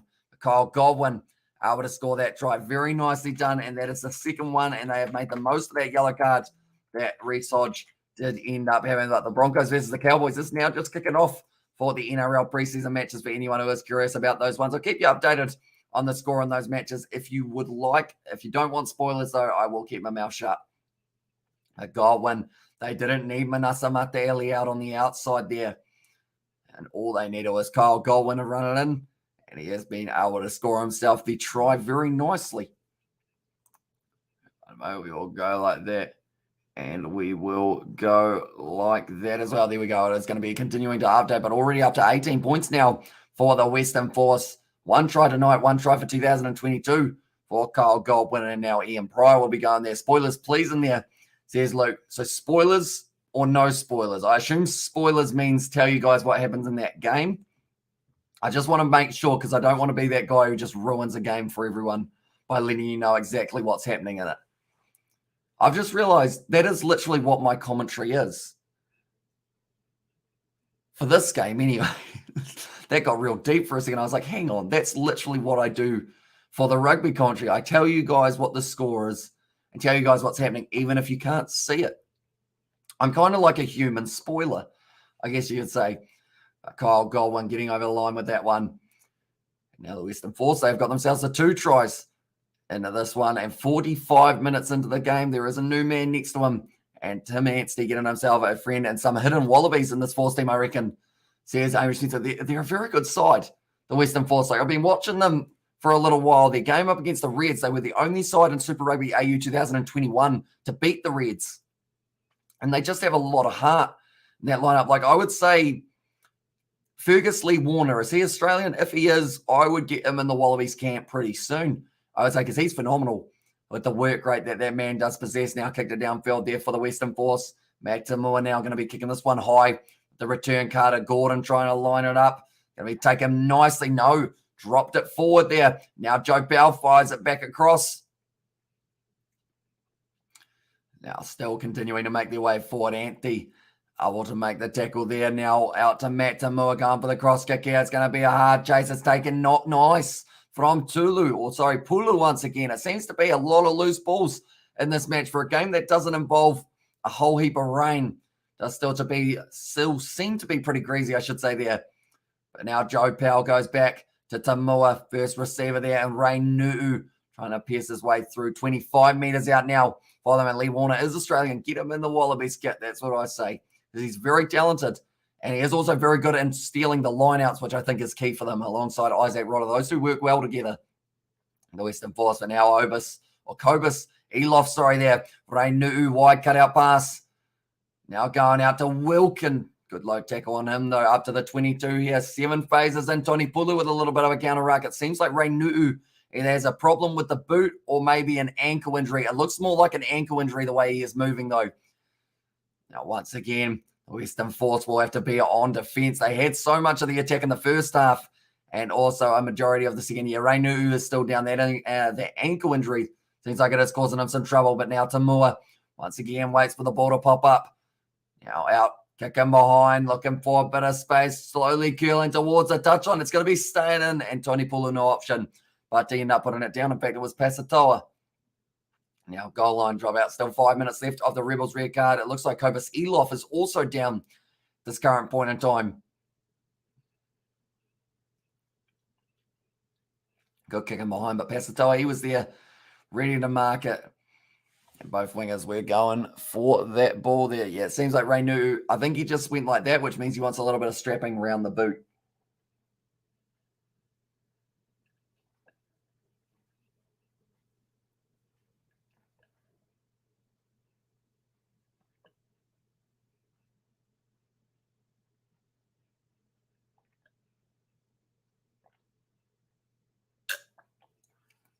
And Dennis said, I've gone 27.5 on the Force at 0.8. So hopefully they will be able to keep on scoring for you there, mate. Were you the one at the very start who was asking about whether or not there'd be 42 points in the match? I'm going to go back and see whether or not I can find it. Who do we have? Where is it? Okay, maybe it was Ray earlier on for over 42.5. I think I said under in the end. And now I'm getting a little bit nervous for that one. But Ray knew he just threw it wide. Okay, so pretty much what happened there for Ray Nu'u was it looked like he was about to grab for his hammy on one side and then ended up twisting the ankle on the other. Very unlucky. I reckon Australia will be massively underrated at the World Cup See, and we are going to be covering those games. Broncos scoring themselves their first try of that match up against the Cowboys for anyone who's curious about that one. And also, I didn't make a bet though. Here's Dean. Yeah, me predictions are terrible. I'll say, I don't normally get anything right. All right, are you streaming Scotland versus Wales? Scotland versus Wales? I'm streaming Scotland versus France and Wales versus England, if that is what you are asking. And yes, I am. We are going to be up all night watching those games. Then also covering more cricket and rugby tomorrow with Ireland versus Italy. It'll be the last game of the weekend for the rugby side of it. My voice hopefully will be lasting throughout that one, or else I will sound very croaky for a little while. But now going back again, Matt Tomoa, Joe Powell looking to the short side. This just hasn't quite been working for the back line of the Rebels. And also, back says Ali, welcome back. And also, I meant Scotland versus France. I don't know. And this is Hamish Setzer kicked him on now. And it goes into touch. They're going back for the initial penalty, though, to the Rebels. Okay, Nick Berry, I think he said something deliberate there. I think that's against Tom Robertson. He's had a tough game so far. He's given away many penalties in this matchup. Nice kick from Joe Powell. Got close to going out. And just stayed in the field of play. So currently, for the winner of this game, the Rebels are paying $13 for anyone who's wondering about that one. And then currently, it is going to be a kick for the corner here for the Rebels. Can they get the job done? That's a big question here. They want to kick it for the corner. And they do want to get themselves a possible line-out drive going. That's a great kick there from Matt Tomoa. Brilliant kick, in fact, because now they're only going to be about 6 meters out. And this is the perfect opportunity for the Rebels to score themselves a try. Rebels were favourites as well, they were, and then it went right back to even. Right before the kickoff, I believe we were $1.87 both ways for that one.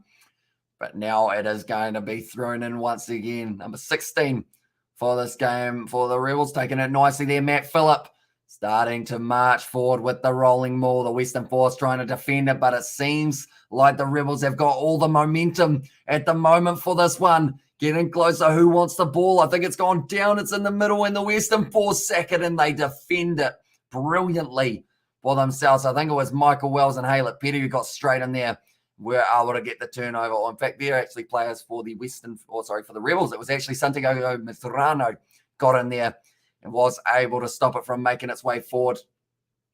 And it just spun. As soon as it spun, the Western Force, they fell exactly where they needed to, keep that ball in there. And now the scrum feed is going to be in favour of the Force, sitting about 5 to 10 metres out from their line. So they still aren't completely out of the woods yet, but they have got themselves good possibility of 30 minutes left in this game to still have a chance at a bonus point.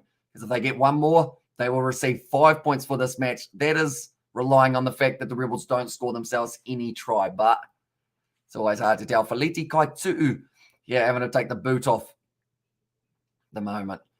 Stick it back on. He's happy enough. Matt Phillip got a smile on his face. I think that's a smile anyway. It's always hard to tell with him whether he's a happy man or a sad man, Matt Phillip, but he'll certainly smack you if he does get the chance. Okay, the referee at the moment, I think just having a chat to Reside, saying that there's currently 2 minutes 35 left in your yellow card. Looks like he's getting some water over to him as well. Just trying to keep him rehydrated, keep him warmed up so he's ready to go out on the field for the last 30 minutes of this game. Now Ian Pryor feeding this one in 64% possession in favour of the Rebels, and the Force sitting there at 20%, or sorry, not 24%. They're sitting around that kind of the side of it for the Territory, 34% actually for the Western Force. Going to be a scrum reset. Everyone's just shaking around a little bit too much.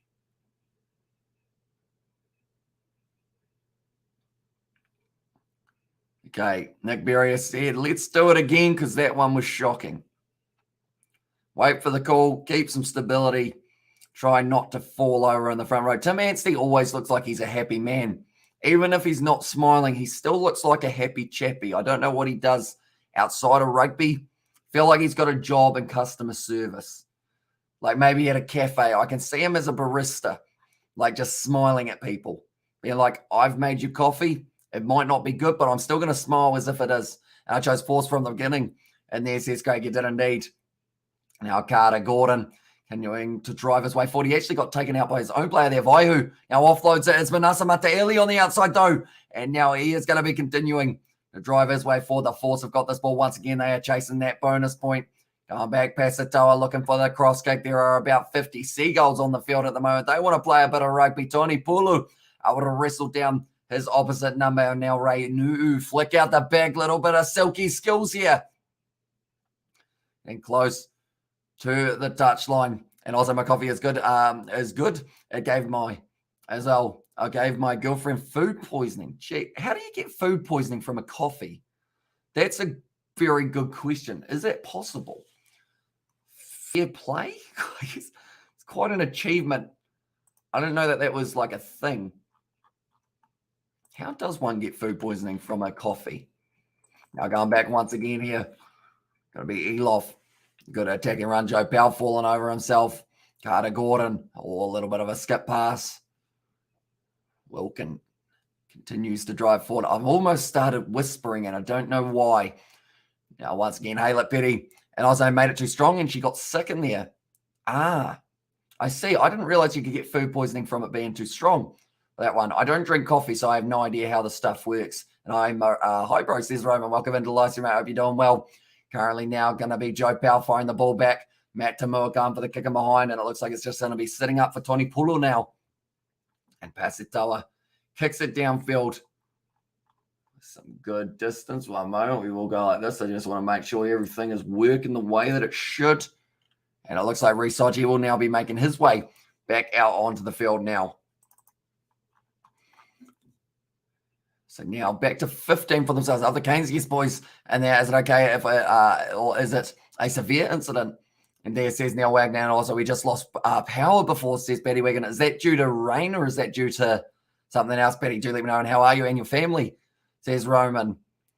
We're doing all right. Overall, I think everyone's been busy enough, which is why we probably haven't really seen Mum on the live streams too often. But she should be here hopefully for either tomorrow or the next day's live stream, or maybe Tuesday. We'll be able to have it for the cricket. Knocked on, and it might have been the milk also. I think it was also 3 days expired. And then says Aaron Spencer, yeah, that will do it to you, the milk, I would think. Only now, good shot once again. And also maybe win, not sure yet, says Petty Wagon. Joe Powell passing the ball back to Haylett Petty, who always just continues to be first receiver. If you need someone in the four-pack to hit it up, he's there. He'll just crash ball. And then he will continue to be back in position for the next time that you do need him, which is what you want on your side. You want a workhorse and lock. Strawn now getting that ball. Pasatoa now out to Manasa Mataeli, trying to step on the halfway line. He's being driven above the horizontal, it looked like, so it could end up with an advantage here. Going back across Fergus Lee Warner. When you talk about workhorses, you don't have to look too much further than that man at number 4 for the Force. Now the back line, Richard Cowie with a nice step, big tackle on him though. I believe that was Ioane was able to line him up. One moment, we all go like this. I just want to check who that was. Yes, it was Tamati Ioane. Now Pry going to the short side. Godwin inside ball to Strawn. Dragged down halfway. The moment it's still waiting. Other places around here still don't have power. And there's Petty Wagon. So you're probably quite lucky that you have got some at the moment. So hopefully it does come back for those people very soon. Tom Robertson, the big man, almost able to go straight through. It was Elof trying to get on the ball. Unable to get the turnover. And Steve, man, he was able to get the first one. I still drink and eat stuff that has been expired for a week. Any longer is a no-go, says Amy Spencer there. Now Santiago Medrano going sideways. It's just phase after phase. They're up to 11 once again here now. It's a good backline movement. Now Richard Cowie making his way for Manasa Mataeli was waiting for him on the coast. There's supposed to be a severe thunderstorm near Brisbane way. Says Neil. So hopefully it doesn't end up striking as heavy as they are anticipating at the moment. Anyone wondering about the Brisbane Broncos game? They are sitting 6-0 at this current point in time. Kyle Godwin, good body position from Tamati Ioane, but just doesn't quite get that turnover for his side. Now Isaac Rodder once again hitting the ball up the Western Force phase after phase, slowly building into this one. They're up to 15 at the moment. Tony Pulu trying to step great low tackle on him though. By it would have been Andrew Reddy. No, it wouldn't have. It would have been James Hansen for that one inside ball for Liti Kaitu, lined up by Tamati Ioane. I keep on saying Tamati as if it's Tamati Williams. And I say, yeah, massive cyclone hitting Brisbane there. That's going back for the penalty to the Force. Now, the question is, do they go for the corner here or do you go for a possibility of rolling more. Is he all right? Feliti Kaitu looks like he's a little bit dazed here after that one. Bang. Tamati Ioane hits him hard. And there's been some big hits throughout this game. That one really bumped into the head of Kaitu. Don't think it was too high. I think it was just a good wrap around him. But currently sitting 11:15 p.m. here in New Zealand. We have still got ourselves another 25 minutes left of this game. And then after that, we have got the Six Nations. We will be starting at around 3 a.m. And that will be the game taking place between France and Scotland. That's going to be a good old matchup. And then after that, just because we haven't already had enough rugby, it is going to be England taking on Wales, what should be a great contest as well. Then New Zealand versus South Africa. We are hopefully going to be able to do our commentary for that live stream. I'll be starting at 11 a.m., a little bit of an early start for ourselves, but hopefully we will be up and still, I guess, conscious at that stage. That looks like a man I've seen before. I believe that was Byron Ralston, I think. Actually, no, it wasn't. It was young Tuna Mapai. I keep on looking at the wrong side. Last 17 phases in 2 minutes and 8 for the Western Force. So they just keep on putting phase after phase after phase, and it is helping them towards possibly getting themselves a large victory in Sunday Soccer Goa Park. Reed Hamilton tomorrow. Yes, I assume that is the case. If that is the one that you're telling me, well, that thing can stay away. And there says Patty, yeah. We don't like cyclones anywhere in the world. Definitely not on the back doorstep. All right, but now it looks like Pryor will actually be taking on the 3 points here. That would give them a 20-point lead.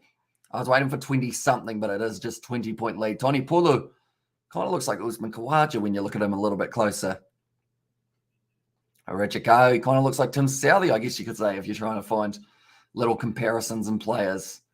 Not really. That one's a bit of a stretch, I would say. And now Pryor going to be lining up this one for the 3 points. Currently 25 minutes gone. Or 25 minutes left, I should say. 4 from 4 so far for Pryor. Doing nicely for himself. I'm going to have to drink more water as my voice is going to disappear completely. And David has said I'm still recovering from the previous game. My voice is as well. Like, that game was absolutely insane. Like, how quickly it started, how many tries we saw, and then the finish just kind of put the icing on the cake. So that one has gone over from Pryor, and now the score is going to be 23 points to 3 in favour of the Western Force.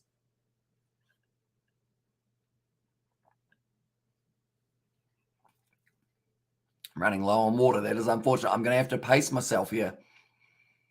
Oh, and Pryor's off the field now. There we go. We'll save a little bit. Manasa Mataeli taking that one nicely, but Reece Hodge would have tackled him there.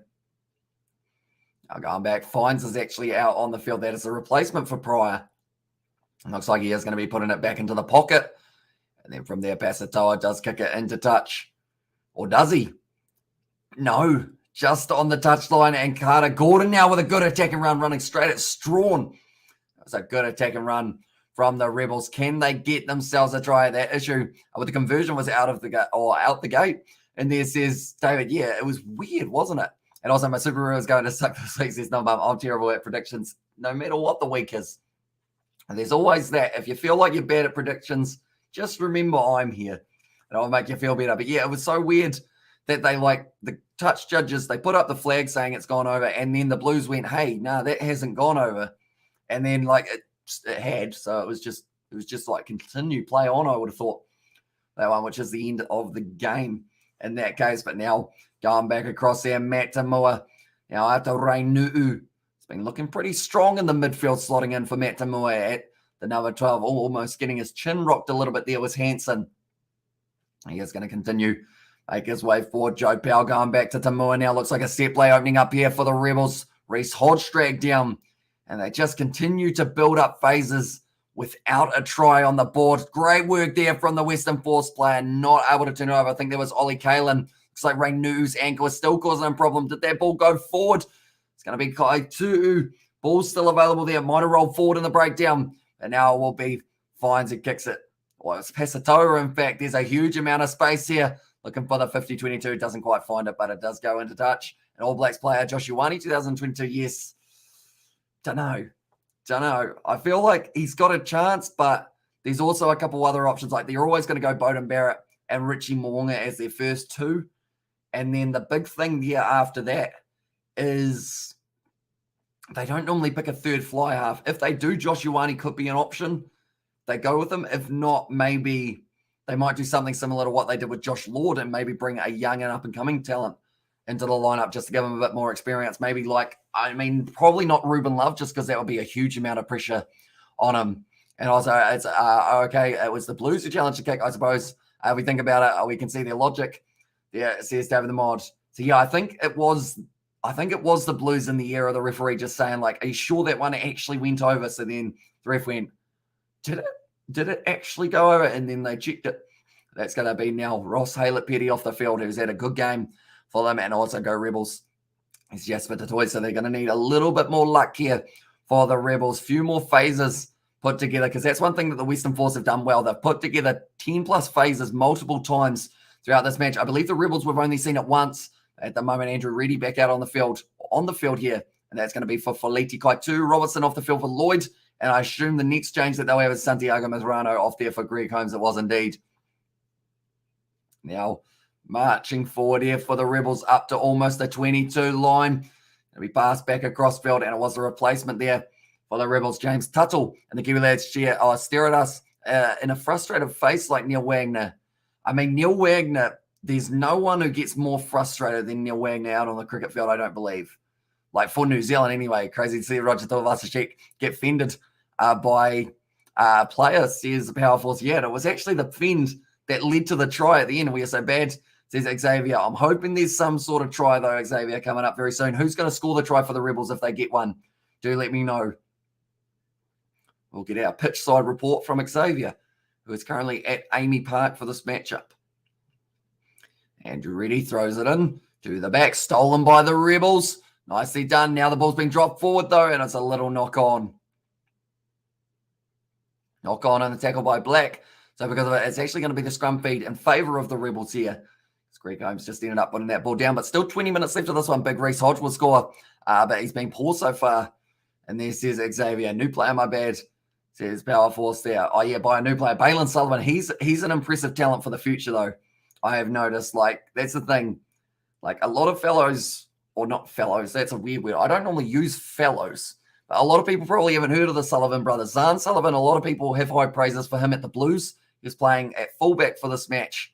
And Balin Sullivan looks like he's right up there as well. Cowboys just scoring try for themselves there in that game between North Queensland Cowboys and the Brisbane Broncos, sitting 6-6 now for the NRL preseason, for anyone wondering. So, Hamish, in the ABs, where does Sheck fit in if there's a spot?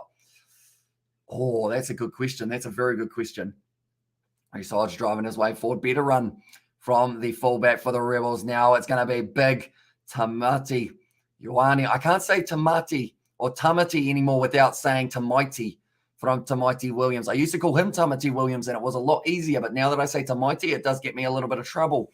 But that one, I'd say probably he looks like he likes 12. But left wing could be an option maybe, or maybe fullback if they decide that they do want him and covering more. Although I think fullback will come in the future years once he has, I guess, gotten used to Union again, because he did have a couple penalties in NRL. They would have been fine, but because it was Union, it was a little bit different now. Out the back line here once again, going to be on the inside for what they look like Joe Powell, but it wasn't Joe Powell, I don't believe, because he wouldn't also be out on the field. He is out on the field. It is Joe Powell. So he's actually playing out on the wing now, I believe. Currently now joining the breakdown. He's playing everywhere. Well, looks like now using the draw and pass here. And yeah, what happens if Roger Tuivasa-Sheck goes to an All Blacks? And then says Power Force, it will be tricky for the selectors, because I think the big thing here for them, and it's probably the same for the Blues, you got to make sure you're picking them off ability, not name. Good kick him behind from Carter Gordon. Close to the touchline for Manasa Mateli, but now there's time. Pass it back across to Strawn. Let's kick it now for the touchline, and does end up finding it, because it's so easy to go, that's Roger Tuivasa-Sheck. He was huge in league, so he'll be great at Union as well. Whereas he will just take a little bit more time to transition. Once he does transition, though, he's going to be hard to stop. He's only 28 years of age as well, so he's got plenty of time to really hone his craft as either centre, wing, or fullback, depending on whereabouts he does want to play for it. And I was like, come on, Force says meh in it there. And they're the Western Force leading by 20. If they score themselves another try, they will actually get themselves a bonus point possibly. And that will help them out big time because every point will be crucial in this competition. Another yawn from myself.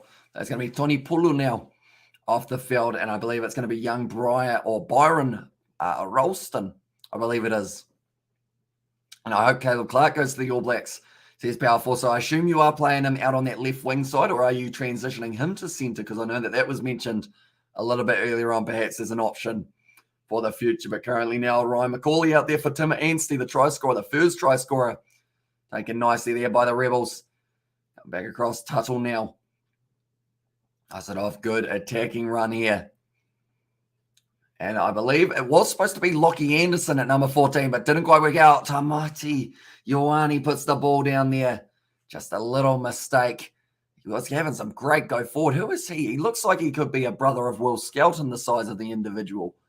And Tamati Ioane. He just runs hard at the line. He had Isaac Rodder on his back. He actually was able to push the ball down there. Isaac Rodder, well done from that experienced lock. I'm going to have another drink. Disappointing for Ricky Riccatelli to debut to the Blues. To lose to his old side, and there says Power Force. Yeah, it never feels nice when you are up against your old side. It's like Luke Romano coming from a side in the Crusaders. Normally end up winning quite a few times to being at the Blues.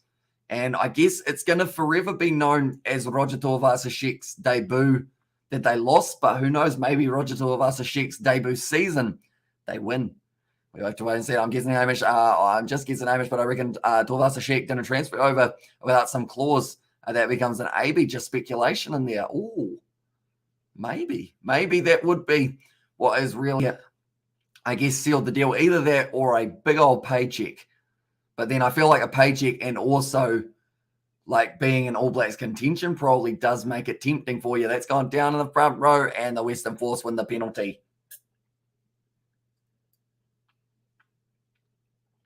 We have got 17 minutes left, and I have got, I'd say, about 30 milliliters of water left. Going to have to do this like I'm on maybe like a deserted island. But that's not really, no, I'm in the desert, because deserted island, I can just, like, depending on the situation, maybe just cook up some water. Sounds weird to say, but, you know, de-sterilize it. That's going to be now nicely done by the Rebels, and they are once again going to still have this ball. Currently, the Cowboys leading 12-6 in that NRL preseason game. Tuttle going back across. Matt Phillip. They continue to drive his way forward down the short side now. Research. Michael Wells unable to link up. On the outside, Andrew Reddy trying to get straight in that breakdown. He's given away the penalty, though. I believe it was because Ralston just not quite able to roll away in time. So now the Rebels, they will be going for the corner. And also, but don't count Roger Tuivasa-Sheck out. He can be a beast when he is in the space. Says up powerful. It's exactly right. Like, even when he didn't have space today, he was impressive for the Blues. And it's just more of the case of, like, all good things take time. And I think given till the end of this season, he's going to be able to really, I guess, really find his feet in the Blues lineup, because his running, his attacking game was very good. And then after that, we did see, I guess the defense was a bit more questionable, but it's just a whole different style, isn't it? Rather than trying to tackle around the chest. If you go chest high in this, like, rugby union, sometimes you get yourself in trouble, depending on where it rides up to. It's going to be great hands there from Vahu. Stepping nicely, currently only 10 metres out from the line here. The Rebels, can they score themselves their first try of the match? Possibly coming just around the corner. I think Sonny Bill Williams did something like that. And there, so I guess he would be a good option. When you think about it, Sonny Bill Williams, Tuivasa-Sheck, I guess similar paths in regards of maybe going for that 12 jersey with an offload game that is strong. Currently now, the Rebels getting closer and closer. There's another advantage going back to Carter Gordon. Little grubber of mine. Vahu chases. Vahu, does he get it down? I don't believe so. I think it rolled a little bit too far, and now it's going back for the original penalty. I think he hurt himself a little bit there. Vahu hit the ground hard. Carter Gordon went for the little grubber of mine. It does go straight through. Then from there, Fines was back. Just not quite able to get onto it. Smacks his face on the ground. That was commitment from Isaac Xavier at the game. He is indeed. He is on the south side left of the posts, and he's got a Rebels flag. but we haven't seen him as of yet. And if he ups his distribution to Vasashek, might be a nice impact player off the bench at 12. Imagine him running hard lines off the set plays as well and using his offload game. Yeah, exactly right. Like I mentioned it during that game for the Blues and the Hurricanes as well. Having a player who's played NRL for 195 matches. Like the thing with NRL normally is you know when to hold on to the ball, take contact, and you know when to offload it at the perfect opportunity. And Tuivasa-Sheck is the perfect example of someone who is almost, I don't want to say perfected because I feel like perfected puts a lot of pressure on him, but he's well and truly up there with perfecting his craft of being able to get that at the perfect time for the offload. Like we saw one to Rieko Ioane today, which looked like it wasn't really on, and then all of a sudden just slipped around. That's actually been knocked on by the Rebels once again. So we are going to have another scrum feed.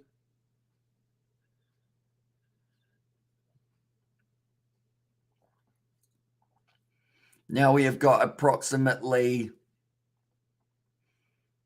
maybe 25 milliliters of water. I'm so annoyed. And I know we were bad, but this is woeful. They're from Xavier, and I'm so annoyed. Yeah, it does seem like a shame that you've gone to the ground. Have you had any food, Xavier? The reason I ask that is because some grounds have really nice food and other grounds don't have really nice food. And if you've had food, what food have you had and was it any good? I feel like this is important information for myself because I love going to a ground and just eating food. Even though it's very expensive food, I still like going there just eating a random food item, such as chips, pizza, pies, all the good ones. I say another ground food is bad. That's a good one to know. Okay, so at AAMI Park, do not eat the food.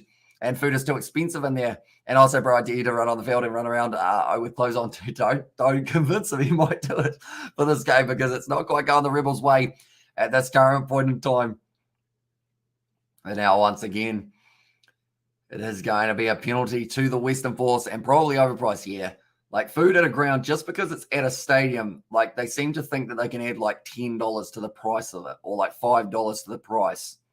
And it's like, it's still the same food as outside of the stadium.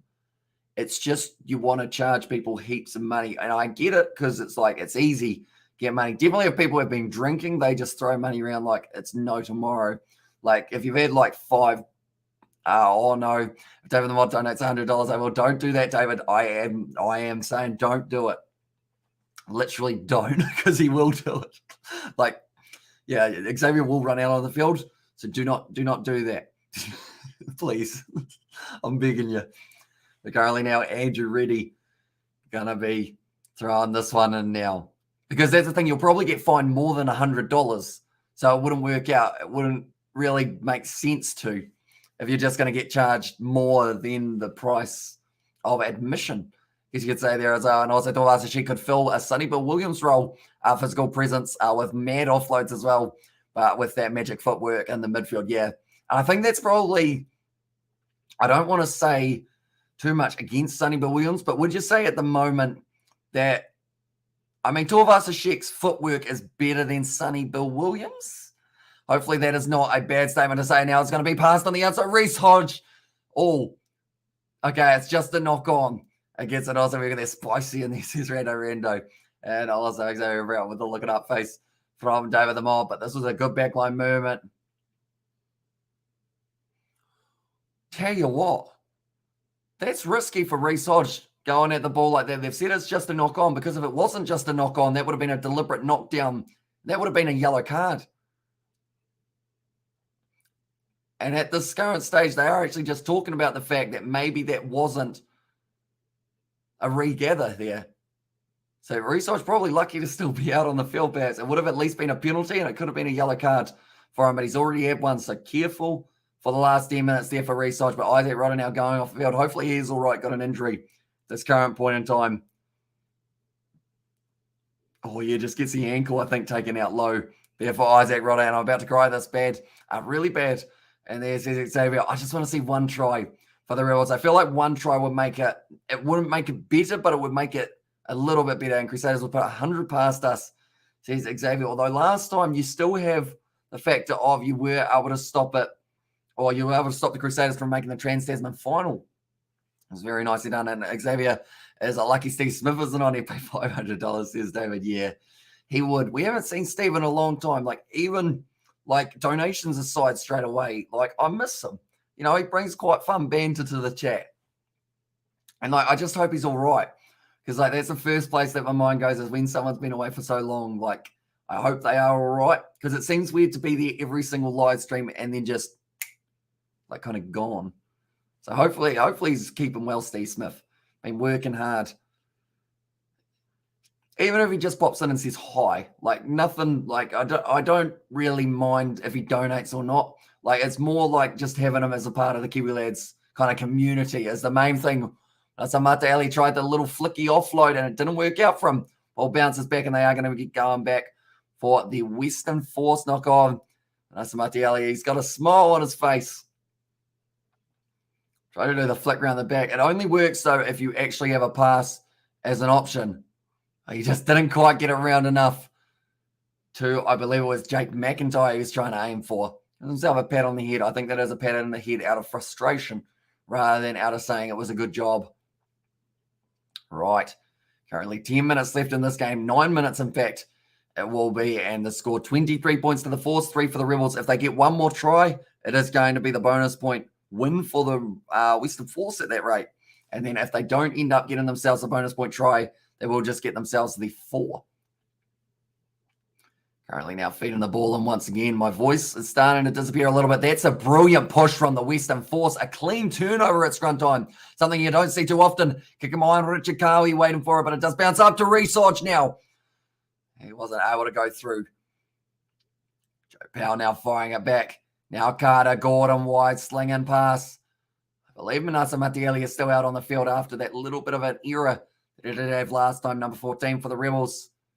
Now back to Tuttle, loose ball, picked up by Kane Koteka, tries to fend off Matamur, and he does so. They go to the top side. This could be dangerous now. Richikawi, in fact, it's going to be Manasa Matieli down the wing. Nicely done once again, just continuing to make his way forward a little bit more. Finns now going back, or finds, in fact, it would be. I think Manasa Matieli is the way to go here. I think he's going to be in a good position to be able to possibly get himself over the line, but they need to go back out to his side. You've got a lot of big forwards on that wing, which is why I think it would be a good one to try and set up. They're trying to mark him. Finds now going back. Short ball doesn't quite link up. Didn't work out. It's a knock on there. And now it is going to be the scrum feed once again now for the Rebels. Currently only the 8 minutes left now between these two sides. And here is 10 for the Rebels, 6 for the Western Force. He passed it off. He just didn't quite find his hands there. And it was in the end Tamati Ioane was waiting for it. And also one rule I have is never leave early. See Xavier Brown. I like that rule. Like, you never know what's going to happen. A lot of the Hurricane supporters, I mean, no one was there at the ground for the game between them and the Blues, but a lot of the Hurricane supporters maybe thought that they were out of that game. They just kept on fighting. And even if it means that we see one try from the Rebels, I feel like that would still be pretty awesome one to have. If they score now and they score again, they'll be within 7. They get the bonus point for the matchup.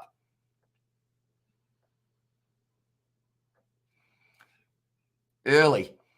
The call from Nick Berry. They ended up pre-engaging, and that's about the 7th time we've seen that actually happen for the Western Force. It sounds like an exaggeration, but it would be over 5 this point in time. Now, Matt Tamua looking for touch, does find it with a good clearing kick.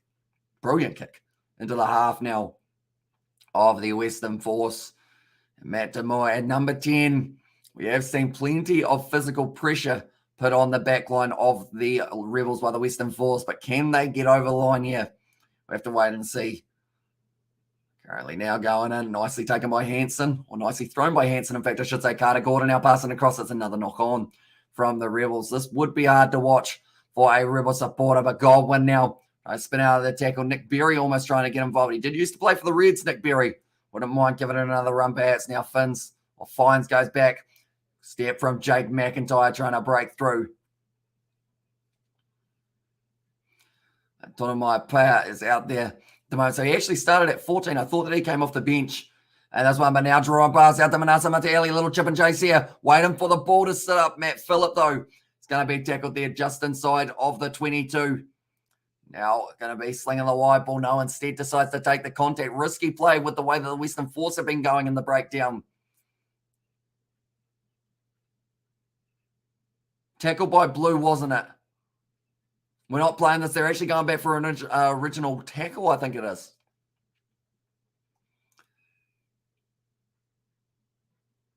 Okay, Blue 8 lifting above the horizontal. That will be against Michael Wells. And also, at least there's a crowd. I went to a Bledisloe Cup in Auckland once. It's at next to 400 Aussies and the AB's lost. That wouldn't have been fun for yourself.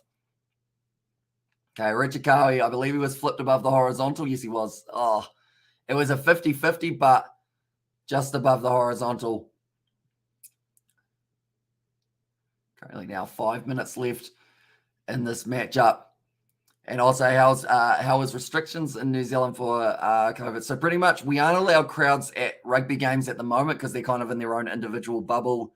You're allowed out and about. You've got to wear a mask. And also, I think they've recently changed it that it's pretty much you've got to do your own like kind of contact tracing as well, unless it is to do with like a rest home or someone in high, what's it called? Not high risk areas, I guess it is.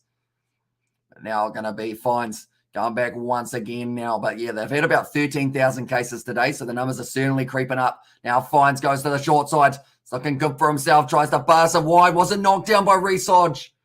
I think that's Resodge off the field for the rest of the game now. Double blow of the whistle. I think Resodge is gone. It's not going to be the end of the match that he would have liked. He's had a horror show here for Resodge. That would be, I mean, the thing is, he probably got away with the yellow card in the last one for his deliberate knockdown.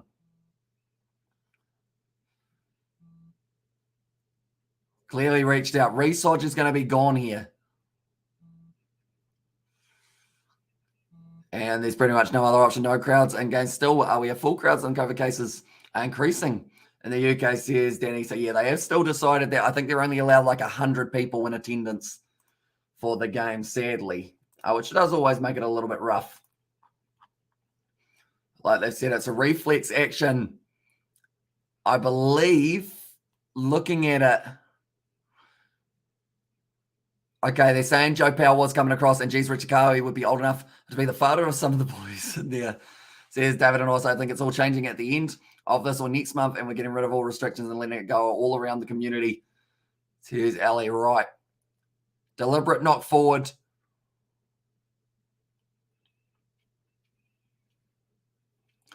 So Resodge off the field now with the yellow card. And then a red card it is becoming because of the fact that he has already had his other yellow a little bit earlier on in the night. But Resodge, he's had a horror show at AAMI Park here. It certainly hasn't been the night that he would have had going through his head. But now only 4 minutes left, and also can't wait. And there's his with the mod there. Currently, like they've said, he got lucky earlier, Resodge, so he was probably due to get that second one. They've kicked it for the corner now.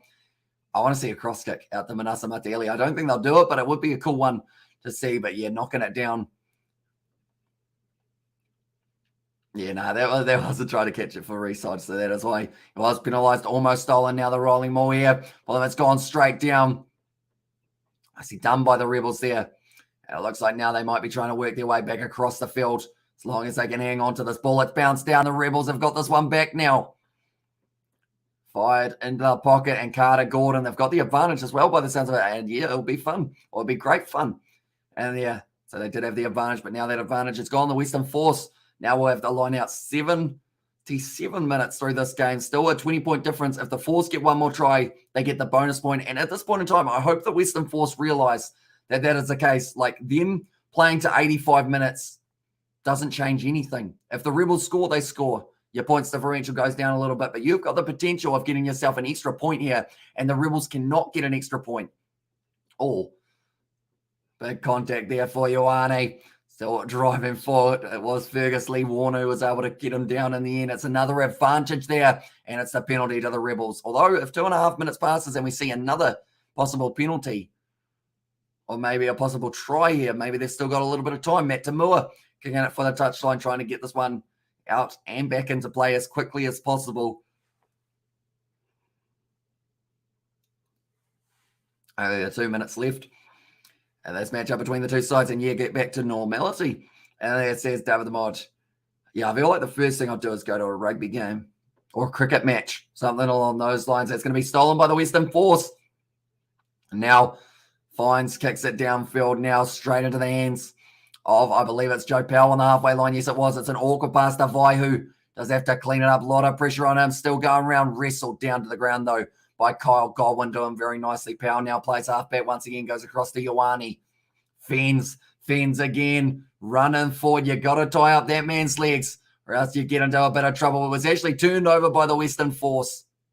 They do end up getting themselves the penalty. It was Ollie Kalen who got straight on it. He's been very good. It's one of the young and up-and-coming players for the Wallabies, perhaps, in the future. Currently 15 penalties against the Rebels and 11 penalties against the Western Force. You're doing cricket, says Brandon. If I am still wide awake by the time we get to 11 a.m., I will be doing the cricket. If not, we will be doing day 4 and 5 in its full length. It will just be more that we will be missing a little bit of the day tomorrow. So we might end up doing maybe the first and second session, depending on how the tiredness is going, and then taking a spell after that has been thrown in and taken nicely by the Rebels now. Only 1 minute left, ball ripped away. And this has just been a summary of the game, really. Fines now going through. Plenty of pace, draw and pass, and then it's going to be the bonus point try there for the Western Force. And it's going to be none other than Byron Ralston. Was able to get, I reckon, South Africa not playing in this competition might weaken the Springboks. There says David the Mod. That's the thing, they'll probably go better up against Northern Hemisphere sides, but not so much maybe against our Southern Hemisphere sides. Ralston scores it in the 80th. 2 games in a row, we've had a try in the 80th minute. This one, it is certainly different circumstances as they have been able to go. And also, the Rebels are the pooch, or if the pooch on this one. And also can't wait for this to be done with. Cheers, Ali. That was, of course, talking about the restrictions and whatnot. Not the live stream, of course, even though we are at 80 minutes, so it would make sense to possibly say the live stream. But we've still got 2 more later on tonight. The Six Nations, Scotland taking on France, and then also the game between Wales and England. That's a nice try for the youngster Ralston. And now 28 points to 3 here for the Force. Impressive performance, getting themselves the bonus point, and they move up on to now 6 points because they did get the bonus point for losing up against the Brumbies. Currently now lining it up. Once again here, it is going to be Jake McIntyre. First kick of the day for him. Oh, that's a stat. McIntyre misses. And if he had got that one over, it would have actually been the biggest difference in points between these two sides here. Sorry, not about the live stream, talking about this COVID stuff. And also, I was on the verge of wearing a tinfoil hat, says David the Mod. But yeah, if they had managed to win that game and convert that try, that would have been the biggest win in history for the differential between the two sides in points. But in the end, they just hang on this one, but they get the bonus point, which is absolutely incredible for the Western Force. And they now move up into about, I think it's about 4th or 5th at the moment on the table. But thank you all very much for tuning in. We are going to be back for the Six Nations later on. Like I mentioned, Scotland versus France.